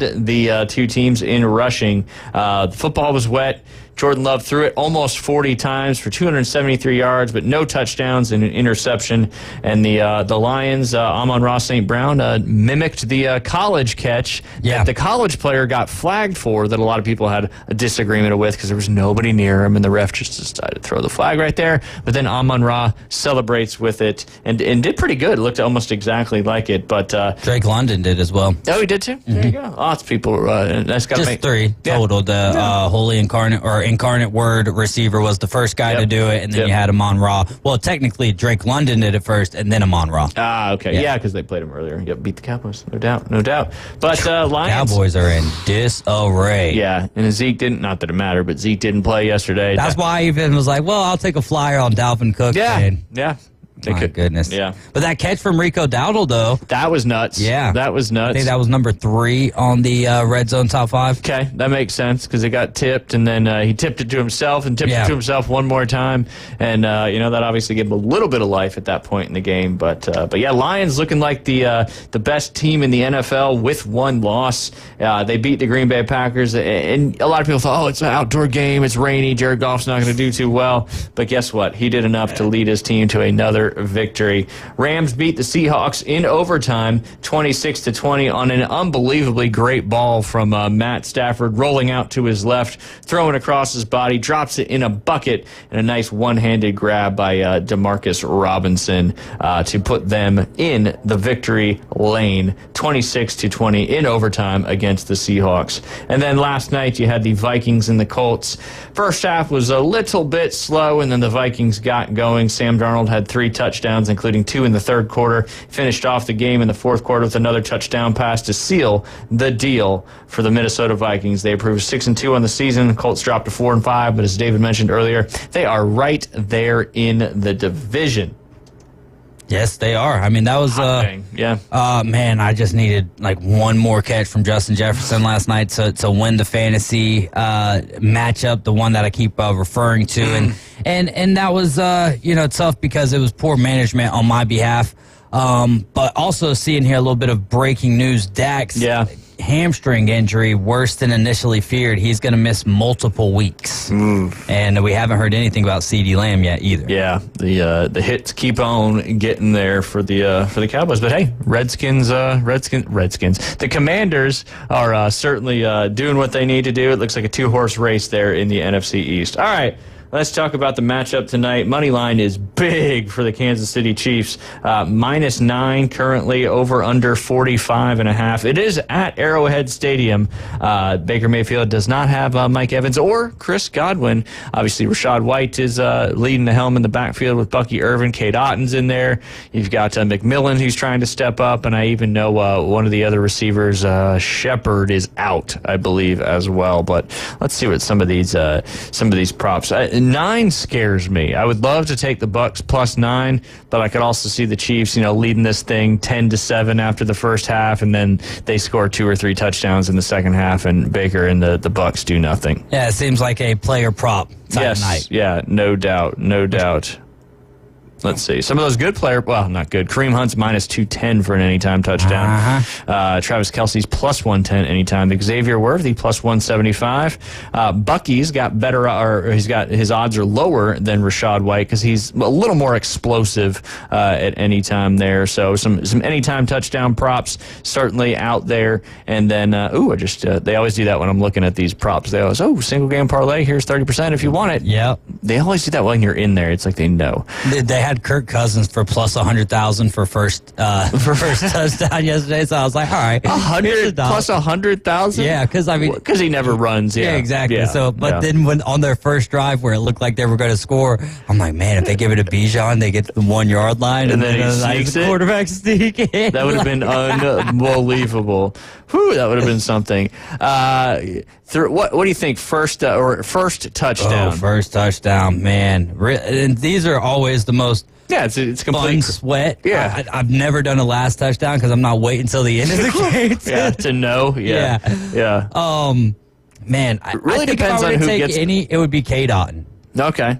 Which is plus 1,100. Yeah, great value. Value. Bucks win the kickoff, drive down the field and then throw a touchdown pass to K. Dotton because he's probably going to be, he is going to be the number one target in the passing game. And then if you parlay that with the anytime touchdown, I mean, because that's 2 for 1 right there. $100 could win you $1,200. That's it. I mean, I think it's ridiculous to put $100 on first time touchdowns.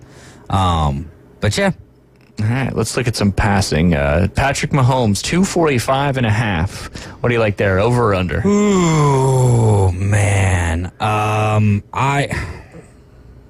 I'll say over. Okay. Baker Mayfield, 238.5. I would say over in this one, but I root for. Give me all the odds. Give me all the odds. I'll give you all the overs, right? Let's see. Let's go with rushing because rushing is always an interesting one. I like when you throw in the rush attempts in there. Let's see. Kareem Hunt over 64.5. Under. I agree on that one. Bucky Irving over 32.5. I think that's. And Rachaad White over 27.5. I think parlay those two. Yeah, I like that. Parlay all three. Ooh. All right. What about Mahomes? Yeah. Over under 19.5. He's always good for about 20 to 25, it seems. I like that number to be around 15 to 17. Okay, so you like the under in that one? But there's nothing of any value. No, not without popping another one in there. Now, over 100 rushing yards, Kareem Hunt's plus 425. I don't see that happening there.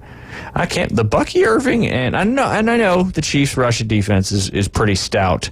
Their overall defense is pretty stout in general, but those numbers seem low on the for both Bucky Irving. I mean, Bucky's busted some 30, 40-yard runs this season a couple times. I mean, those could hit on a couple runs. Hey, what about coin toss winner at minus 110? No, Chiefs are the Buccaneers. That's literally a coin toss. Yeah. Oh, that's when you start getting into that D word, right? Yeah, no doubt. What about, I did parlay and it didn't hit. I think Dak might have threw one, but I did Dak and somebody else for interceptions. I think Caveman Rick had a four-leg interception parlay. Wow, I like it. I think the only one that didn't hit would be the one that you're like, all right, this is definitely Bryce Young. That's usually of course, and they won. They beat the Saints. So yeah, that's sometimes the one that looks the most obvious is the one that never hits. But we appreciate you hanging out with us today on the Inside Drive. Afternoon Underdogs coming up at 4 p.m. We'll be back tomorrow at 11 a.m. Y'all have a great rest of your Monday.